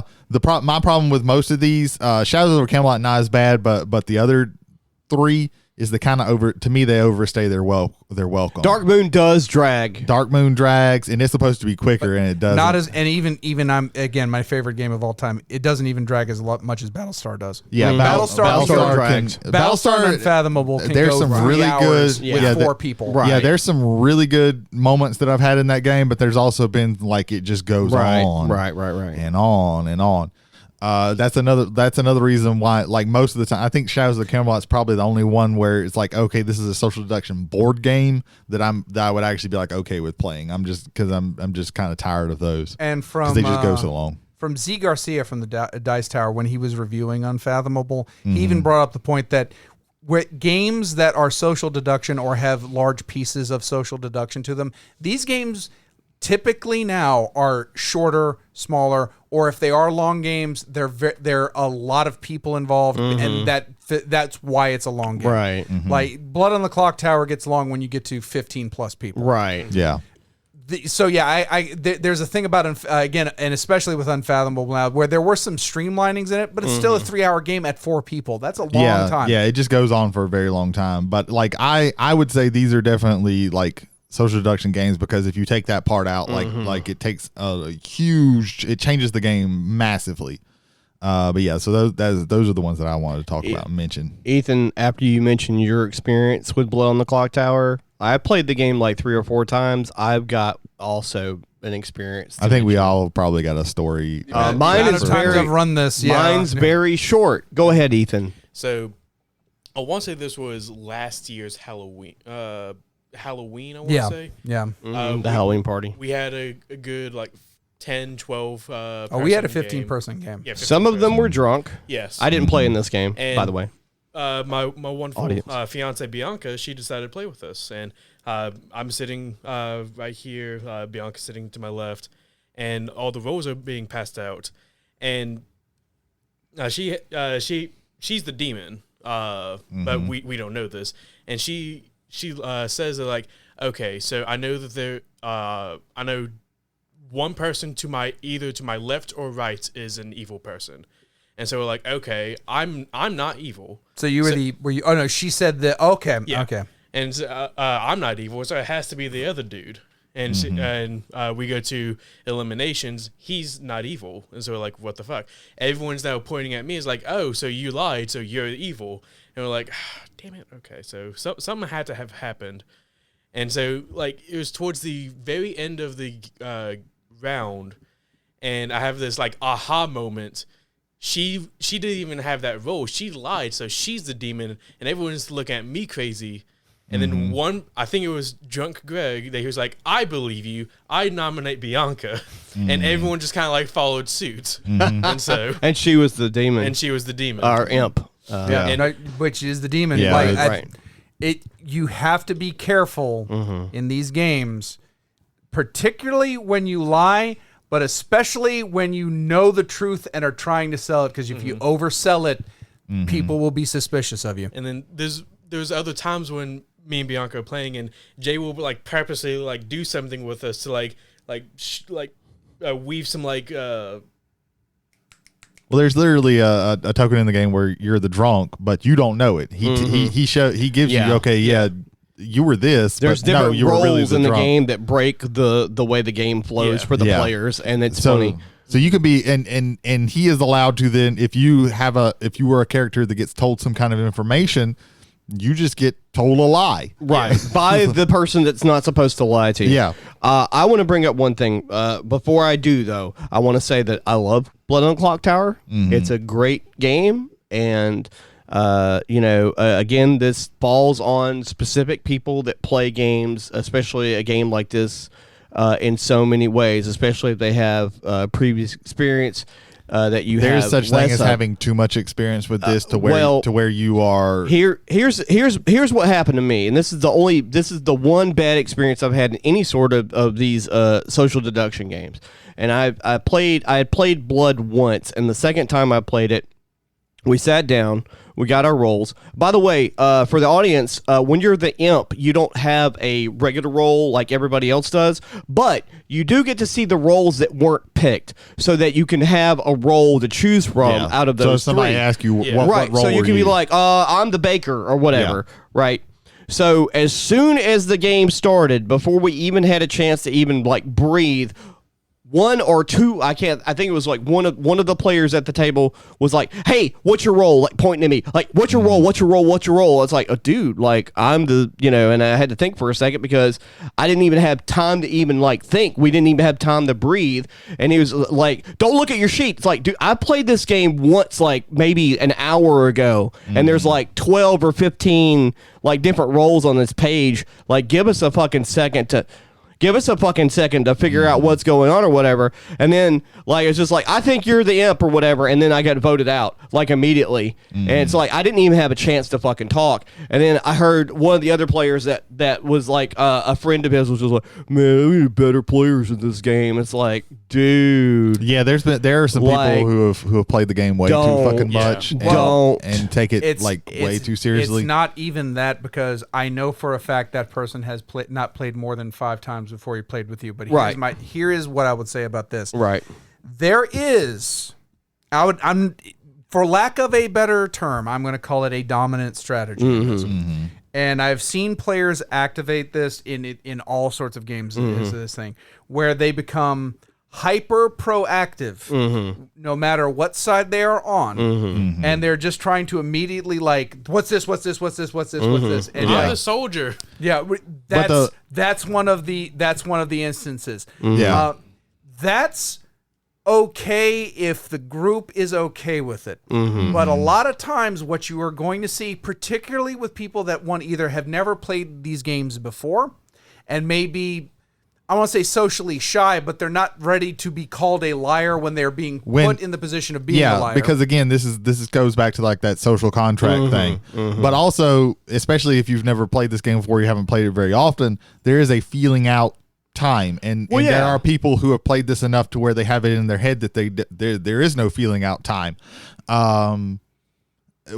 Like there's been people where they like go around, hey, what was your role? What was your role? What was your role? Without looking at the sheet, what's your role? Yeah, which is even like barring the not looking at the sheet, like people forget like, hey, there's some roles that don't need to be told what they are. Specifically at the beginning in Blood on the Clocktower. Yeah, at the very beginning. Become huge targets. Yeah, so like that, and I think I can't remember if I have. I don't know if I had the energy at the time or not. But I think I've tried to argue like, hey, sometimes you don't like. Not everybody needs to just go and say their role. Right. I will. I with. I haven't played that many times, but like with that, I have said like, okay, if you have some kind of information and then that's all that you get, you get like, hey, who has these role? Was anybody this role? If so, tell the information so that we can get the information, because that's really like your one thing is to tell the information, and then be done with it. Yeah. And I'm no stranger to social deduction games, and that just like that kind of irritated the fuck out of me. Whenever I play these, I'm always played the game, right? So it's like, okay, like, even if this wasn't the first time I played the game, this is the first time I'm playing with new people, and the way I am with the social deduction game is I'm always like trying to fill out. Even if I'm playing Werewolf that I've played 100 fucking times, I'm feeling I usually don't, for the first couple of nights I don't say anything because I'm watching what people do and how people vote and things like that, because that's you're trying to understand the players. Like you were saying, there's not often a strategy with Werewolf. Usually that's what you're paying attention to is, okay, this person voted kind of weird, like in things like that, or they're always voting to kill somebody, you know, even though the strategy there is reading the room. Yeah, you're trying to read. Like oftentimes that is what I try. Players almost. That's what, because it is like you're not oftentimes just doing the rules. You're also like there is like that meta game where you are playing the players. So like there are some people who like take the game way this Blood on the Clocktower especially like way too fucking seriously. Werewolf, right? That person that won't be named from that one side that I had to cut completely off. You can't just immediately start asking everybody accusatorily immediately on the go, particularly in Werewolf, because one thing the werewolves want to do is have the townsfolk kill the other townsfolk. Right. And when you are that accusatory that fast, it's like, hey, what? Why are you being that way? That's why I always advocate in Werewolf, like, hey, guys, let's not kill somebody on the first day, because that just statistically helps the werewolf. The rest of the room, I nominate blank.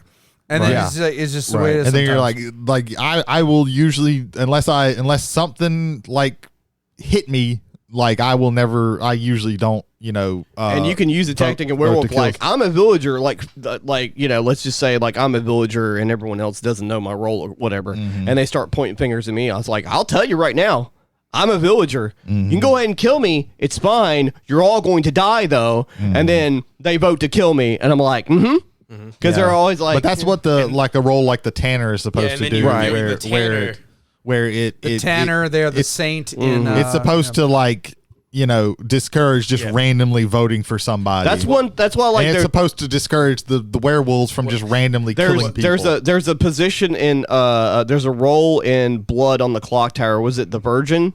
The Virgin, yeah. If you accuse the Virgin. That it's a little more complicated. Okay. If a townsfolk, not even an outsider, if a townsfolk nominates the Virgin, before we go into any voting, the person that nominated the Virgin immediately get executed, and you go to the Knight. Now, what that's supposed to suggest is, okay, that person who died was a townsfolk.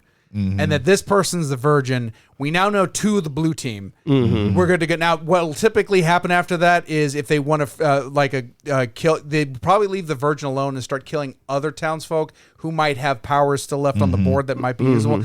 There's also the matter of if a minion does it, if the demon does it, if an outsider does it, that one shot goes away. Or if there was a poisoner in the game and they blanked the virgin's power, that also there's can also happen. that. Yes. And also, like if you're the imp or one of the entities, you might want to kill the virgin. That's one less vote against you because you know they're not on the bad side. Yep. They're on the good side. But if you've already got them convinced that you're good, That's also then true. their vote stays I active. think it depends on the subtlety of what's happening. Yeah. So if you're noticing from this part of the conversation right here, there's a lot of complexities to social deduction games that come from the complexity of people.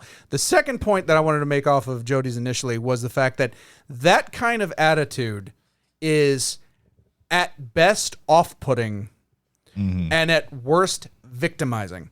And I don't say that lightly, but if you have someone that maybe is socially awkward, shy, maybe this is the first time they've ever played a game like this, maybe they just don't like the notion of lying to people and they've never experienced this before, and then you're immediately down somebody's, like you have someone in your eye, in your eyes, down your throat, fucking like you're evil, you're evil, you're evil. I'm like, give some people some room to breathe.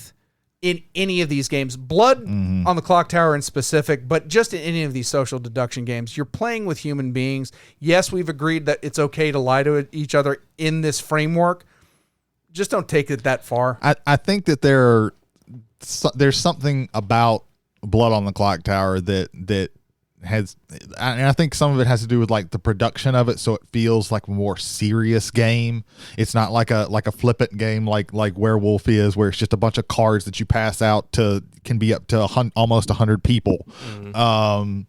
That has for some reason gotten to people to where who just feel like this is a serious game and we play it seriously, and I got to do this, and you have too many people. We need to split this up, and I need to. This is my strategy when I'm doing this thing. Not everyone is going out for blood. It's like fucking going to a casino and playing blackjack with people who spend every fucking day there, just giving their paycheck to the fucking casino, and you play the wrong guard, and they're like, oh, you didn't play the right strategy. Getting pissed because you're playing third base and you're and it's like, fuckers, this is I have specifically played quote unquote wrong at a blackjack table just because I knew it would set someone off. Yeah. I did too, and now, I didn't. I played wrong, and I was like, well, I don't want to play this anymore. Right. No, because that's all I needed. I just it's a bad thing for me to say, but that moment of Schadenfreude was like a month's worth of gambling. I can walk away from this $5 blackjack table. You can play bad at third base and win your hand and cause everybody else to lose. Yeah, but like there's something about like the with Blood on the Clocktower, the people have decided this is the serious social deduction game, and it's like you got to calm down, dude. This is not like. You're way up here and you're taking this thing, like you got money on the line, and you don't. It's just a social deduction game. It's just a fun little stupid thing. And people like that, like really, the people who are like really, it rankles me a lot, because one of the things with like, I am a socially anxious person. If I'm around people that I like, a lot of people that I don't know, and I don't have anybody that around me that knows me or that I'm like, I am very like anxious about that. So that is one of the reasons. That is also one of the reasons why if I'm playing, Werewolf with a bunch of people that I don't know, I'm gonna hold back a little bit, and it usually gets me. Why are you being so quiet? Because I'm watching shit and I'm getting used to you motherfuckers. Right. But yeah, that's a pet peeve of mine with that, and I don't know what it is with Blood on the Clocktower that has gotten people to wound up to this kind of out of shape. Where we're gonna play this, 50 times, a week, and we're gonna. This is the strategy that you have to play with this, and it's like, calm the fuck down, dude. Like, that is not what you have to do, I love social deduction games. It's one of those things where it comes into when we were talking about a while back, probably like season 1 or maybe on another show, just about like bad There are experiences. no other shows. Bad We are the only show. Bad. Okay. Bad experiences with games, specifically with bad players. Not Yeah. necessarily, not bad as in like can't play a game, but just bad temperament. Yeah, I think Social Deduction, I've had probably, it's the type of game where I've had the most bad experiences with. I've had some really good experiences. Like when you, Same. there was a game of Blow on the Clocktower. I damn near single-handedly pulled that out for my team. I think there was because our imp was 3 sheets to the wind, and gave away the game, and I had to work my ass off to make sure that he didn't get got. And That's one of your crowning achievements in I gaming. I am very proud of that, and I did feel very bad with one of Jared's friends. He looked me in the eye and was telling me that he was a little drunk too, and he told me, Brady, I trust you. But he was happy drunk. And I had to look him in the eye and go, yes, you can trust me. No, don't trust me. I think it was a combination of you and Holder, with Holder as the poisoner, and one other person as the imp. And I want to say I was the gravedigger, where I get to see. What was I the poisoner in that, or No, you were the I think you were the Baron. Like you had literally no other power except to No. You were the poisoner. And the reason why this flashed in my head is because not only did you tell this man, yes, you can absolutely trust me. At night, he was constantly poisoning him. Yeah. So that his power, which was the monk, which allows him to protect people from being killed, wouldn't fire, and the demon kept picking the people that he was protecting. His whole mind was shattering every time. Yeah, I was about. I thought I was the poisoner with that because I remember picking You were him. the poisoner. Yeah, and I'm I picked sorry a couple of. I lucked out with a couple of picks. Like I picked the washer. I think it was the washerwoman wrong. That was the initial one. That was the first one. So they had bad information from the start.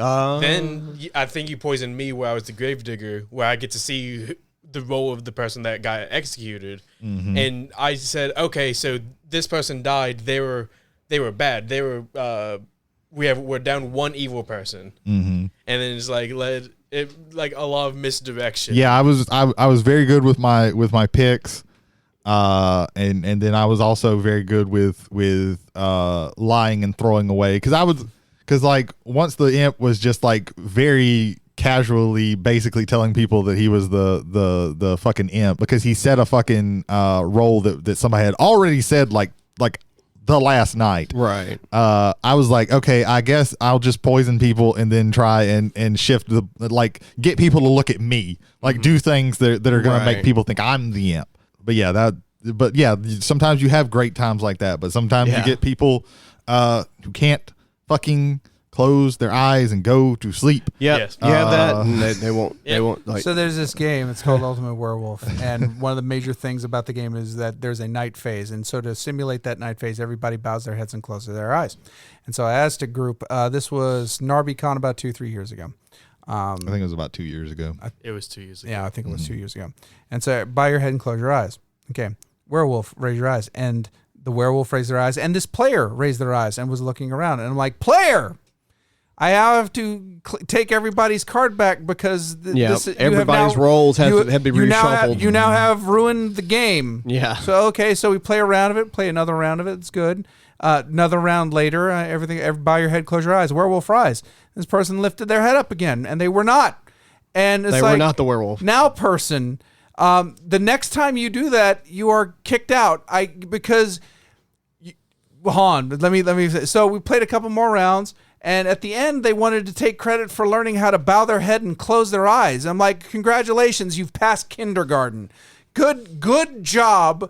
Thank you for wrecking 2 games that just did not need to be wrecked. Couldn't close your eyes for 30 seconds. You're able to do a basic human function. The most basic rule of the game. Yeah. You could not do, and it took you you gave them way too many, in my opinion. Like you were running it, but I would after that second time, I would have been like, you can shut the fuck up and sit down right now. You can go somewhere else. I try to be, especially in those, because you have people around you that are lying to you. Right. Because you have other things Yeah, running around. I can see that. Because I don't want them to necessarily say, like, everybody's against them, including the moderator. Yeah. So it's like, okay, we're on a 3-strike thing. Didn't get to the 3rd strike. That's fine. Now, see that. that being said, if you're then going to go after the game and ask the person who owns the store to have me permanently removed from the store, no. Yeah. Well, you would. I guess if you like put two and two together, if they're bad at lying in real life, I guess they're bad at closing their eyes Well, for 30 seconds. My patience with this person had already been like at a dead low because we played Scythe, which is a pretty complicated game, to be honest, but I basically had to teach them the game every single time. As you were playing the game? No, every single time it came to their turn, Right. I had to reteach them what everything meant. Yeah, that's what I meant. And then they kept getting up during the game. Every 5 seconds. Every 5 seconds. So we had to wait on them, and then they came back, and then I had to tell them what all the actions And did. then, as a bystander, I'm not playing in the game. I'm just sitting there. They would ask me, was that the right idea to do? I don't know what you're trying to do. Yeah. So the next time we played a big heavy game, I was like, it was Merlin. they walked over and was like, hey, and I was like, hey, you have to show me that you can play. And apparently, like, they still haven't done it because they couldn't play Werewolf, which is a fairly simple game. Like, there's only a handful of rules that you have to remember. Even then, they could not play the part of the game where you bow your head. Because I was like, okay, if they show me that they can play a simple game and then step their way up, then you can play like a super heavy game. I'm not against playing a simple game with you, but they can't even do that. So like now it's at an all-time low. Ethan, did I tell you we implemented a rule for this person when they play a specific kind of game? If this person gets up and walks away, they miss their turn. That sounds like a wonderful idea. I'm not waiting for you. Yeah. Folks, just passengers so that we can understand. They will get up during their turn, come back, And play ask what's going on. play part of their turn, and then get up again. Right. We only have so many minutes left in our lives. Right. Yeah. Please play the games you are playing. What was the good story we were reminiscing on before we started? So, Brady, I want you to take this one. So let me set the stage. You tell it because I know if it's the hinted at story, you know way more about it because it's been quite a long time since I've heard the story, and I just remember the one part that's the meme. So we've mentioned this game before. It's called The Resistance. Resistance is a very fine game. I think we were 7 players deep, and this was the 3rd game of it that we had played that night. Something I will say, the more you play these games rapid fire, the more it starts to wear on you. There is a meta. I have a high tolerance for it because I love these games, but even then, like, it will start chipping away at you. So and 2 of the people playing the game were a wife and a husband, and they were sitting next to one another, and it's like one of the cutest couples, like, I've learned, in my opinion, that I've ever been around. He's hopelessly devoted, she's hopelessly devoted. Great family, love them to death. You would not know that from what I'm about to tell you. So, game 1, he was red, she was blue. Bad guys, good guys. If I say red, bad guys. If I say blue, good guys. He was red, she was blue. Red guys won. Game 2, she was red, he was blue. Bad guys won. There is a bit of a stretch in the Resistance where I feel bad guys win more, at least for our play groups that we've had. 3rd game. This is mission 4. It's 2 blue, 1 red. Red needs to get this out because they need to have at least 2 fails on it, which means they have to have 2 people out of the 4 that are going on there, and both of them pitch their fail cards, which should also yield like who is most likely a red team. And it's starting to get contentious with everybody, but it's particularly getting contentious with them. She tried to stop and say, I have something to say. He turned to her.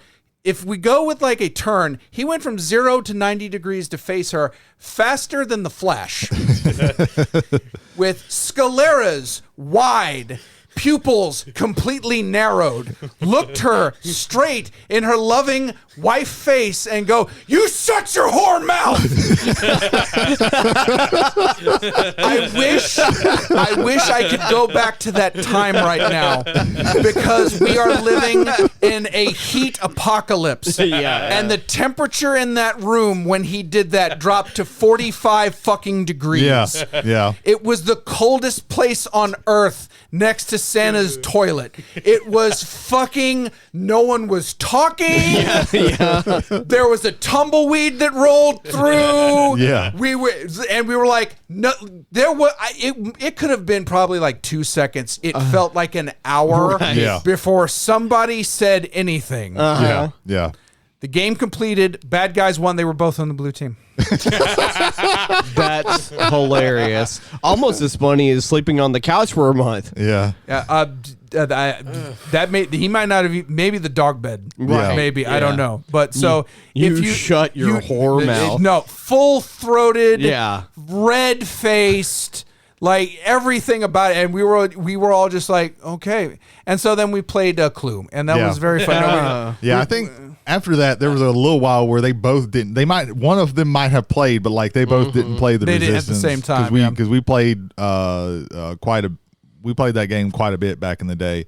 But they decided to not play at the same Channeling your inner projection of anger within the relationship. Yeah.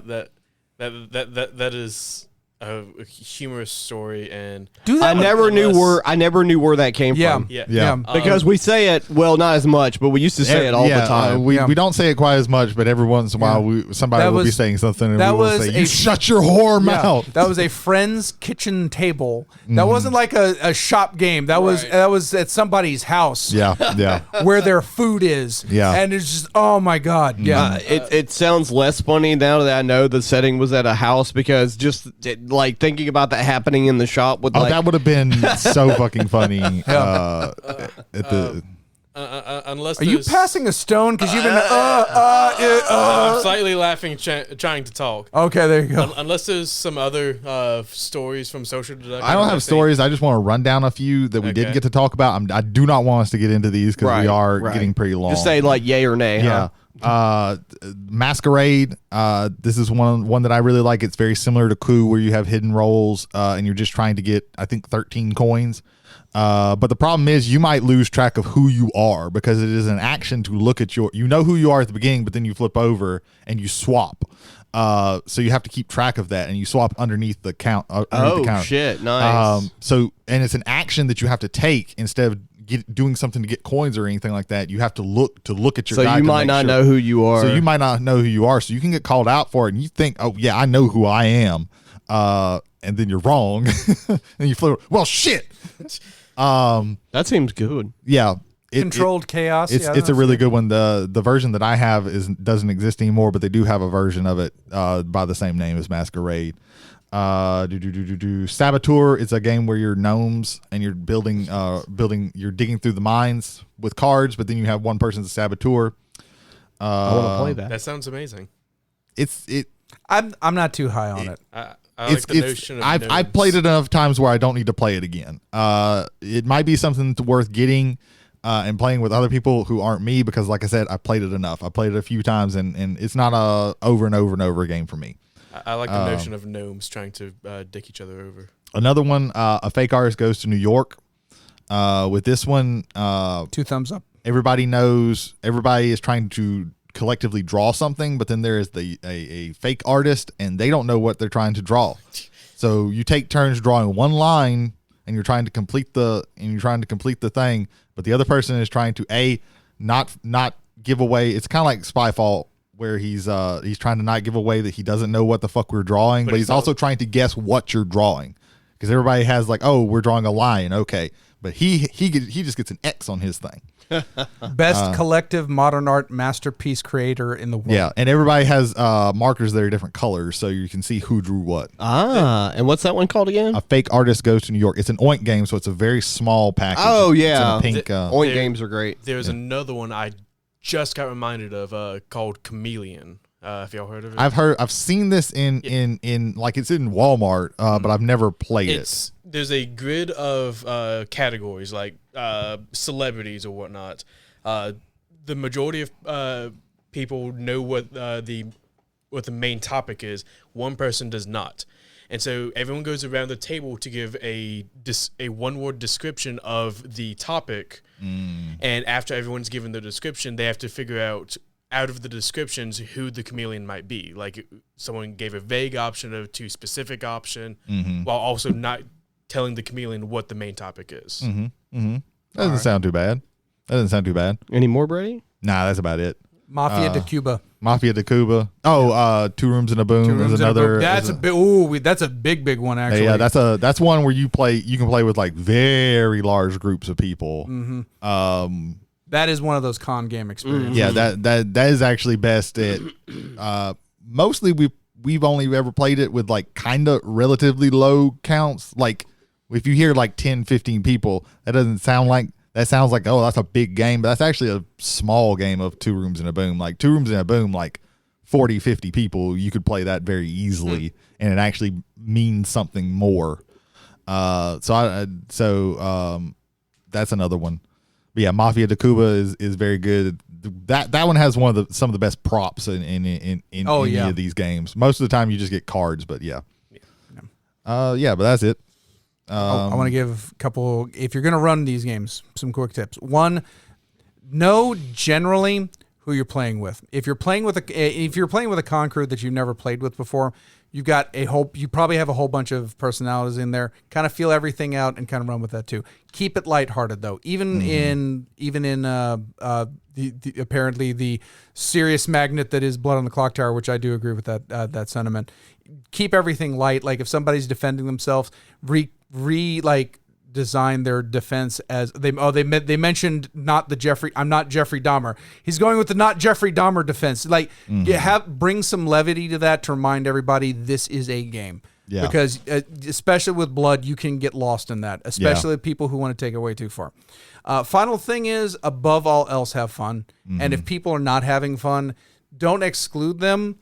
I would say it would be more along the lines of very quietly kind of stop the game and say, okay, we're going to do something else. Because again, at the end of the day, you want to play games, you want to have fun. Win or lose, yeah, you want to win, but don't do it at the expense of somebody's happiness. Yeah. Even just the short term.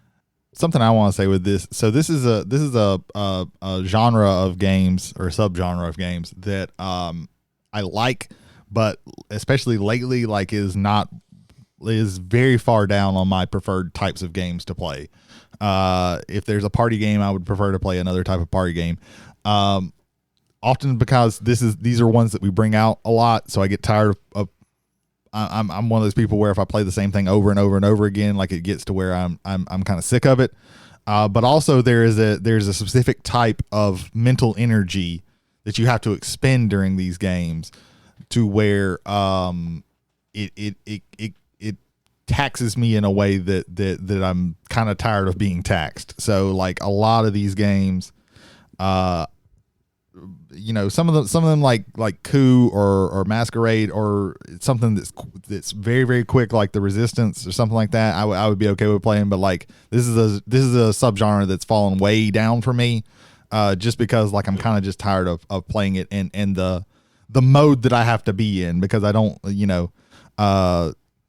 being around different people. I'm not great at being around different people, so I don't. I don't know what I'm trying to say. I'm rambling. But yeah, it's not something that I'm as interested in as I used to be, but there are still some of these that I'm kind of still interested in playing, just because of, like I said, the type of mental energy that you have to expend for this, at least to my view. Yes. Yeah. All right, well, I guess that wraps things up. We're coming up to our bus stop for the day, and of course we have some happies to send out. Jay, give us one. Whiskey and Wrestling is the premier wrestling podcast in the United States of America. They're still working in Canada. However, Jason Holder and Michael Hill bring you a week's worth of news and views in the world of wrestling, and also a fine and tasty libation, at least hopefully, that you might want to try if you're 21 or older. Whiskey and Wrestling is available on all major podcasting platforms, and you should check them out if you're a wrestling fan. I gave SummerSlam a 5 out of 10. I think they gave it something even lower. 3 out of 10. Yeah.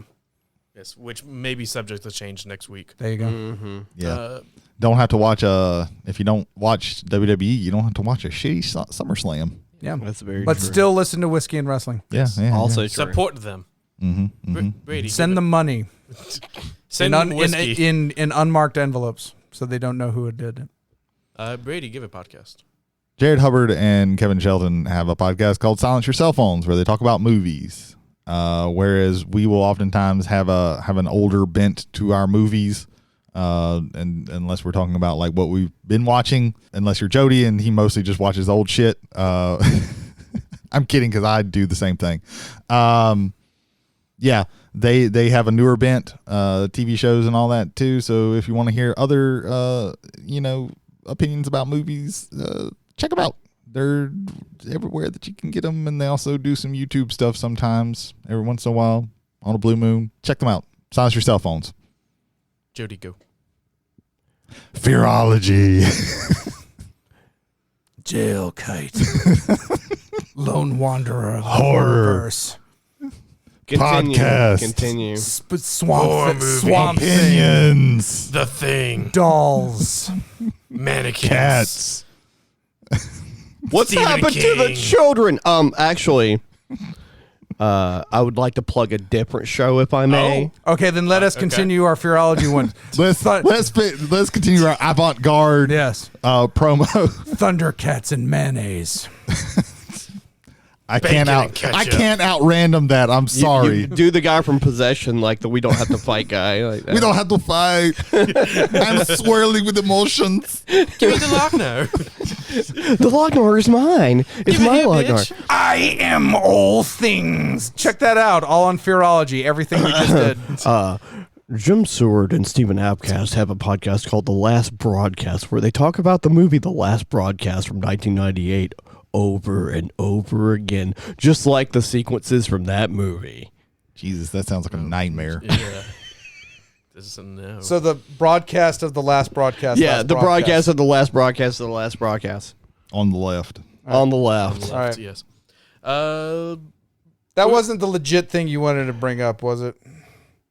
Yeah, no, it was a bit. And I we stepped all over stepped the- on it. Yeah. Shit. Yeah, you do the rest of them now because they're all Twitch shows. Okay, gotcha. Speaking of which, Jay, our Twitch friends, please. Okay, so the completed podcast, Chris Vega and his cohort God of damn slumlords, they play Magic, and if you listen to our Magic talk, or I may break that off into a Yeah, I was about to say you probably need to break that one Yeah. off. Yeah. I didn't think we were going to so go this check. long. Okay, so listen to this. Stop. Go check the rest stop, which will be happening after this is already in. So you're gonna have to wait a couple days. Then come back to this, and then go to the completed podcast and ask them. No, seriously, what's your problem with Outback Steakhouse? But the completed podcast, the Team Metamorph podcast, available on several podcasting networks. April Dugan, who has a giant tarantula at her work now, that she puts on her shoulder and she scares Cameron with it. It's one cool tarantula. Yeah, she runs Apes Place over on Twitch, watching and playing horror games, probably Tears of the Kingdom. And you know what? I'm just going to start adding random games she may or may not be playing.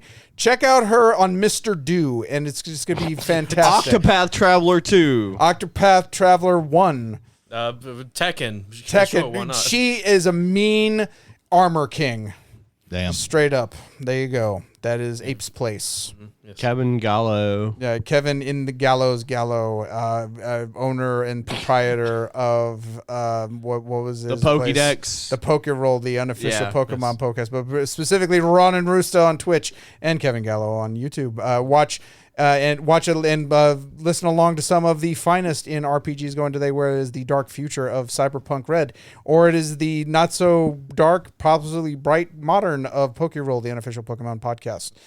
Tuesdays are when they game, usually, but check them out on Twitch. Speaking of RPGs, right now there's a sale on RPG D&D 5th edition campaign and companion books.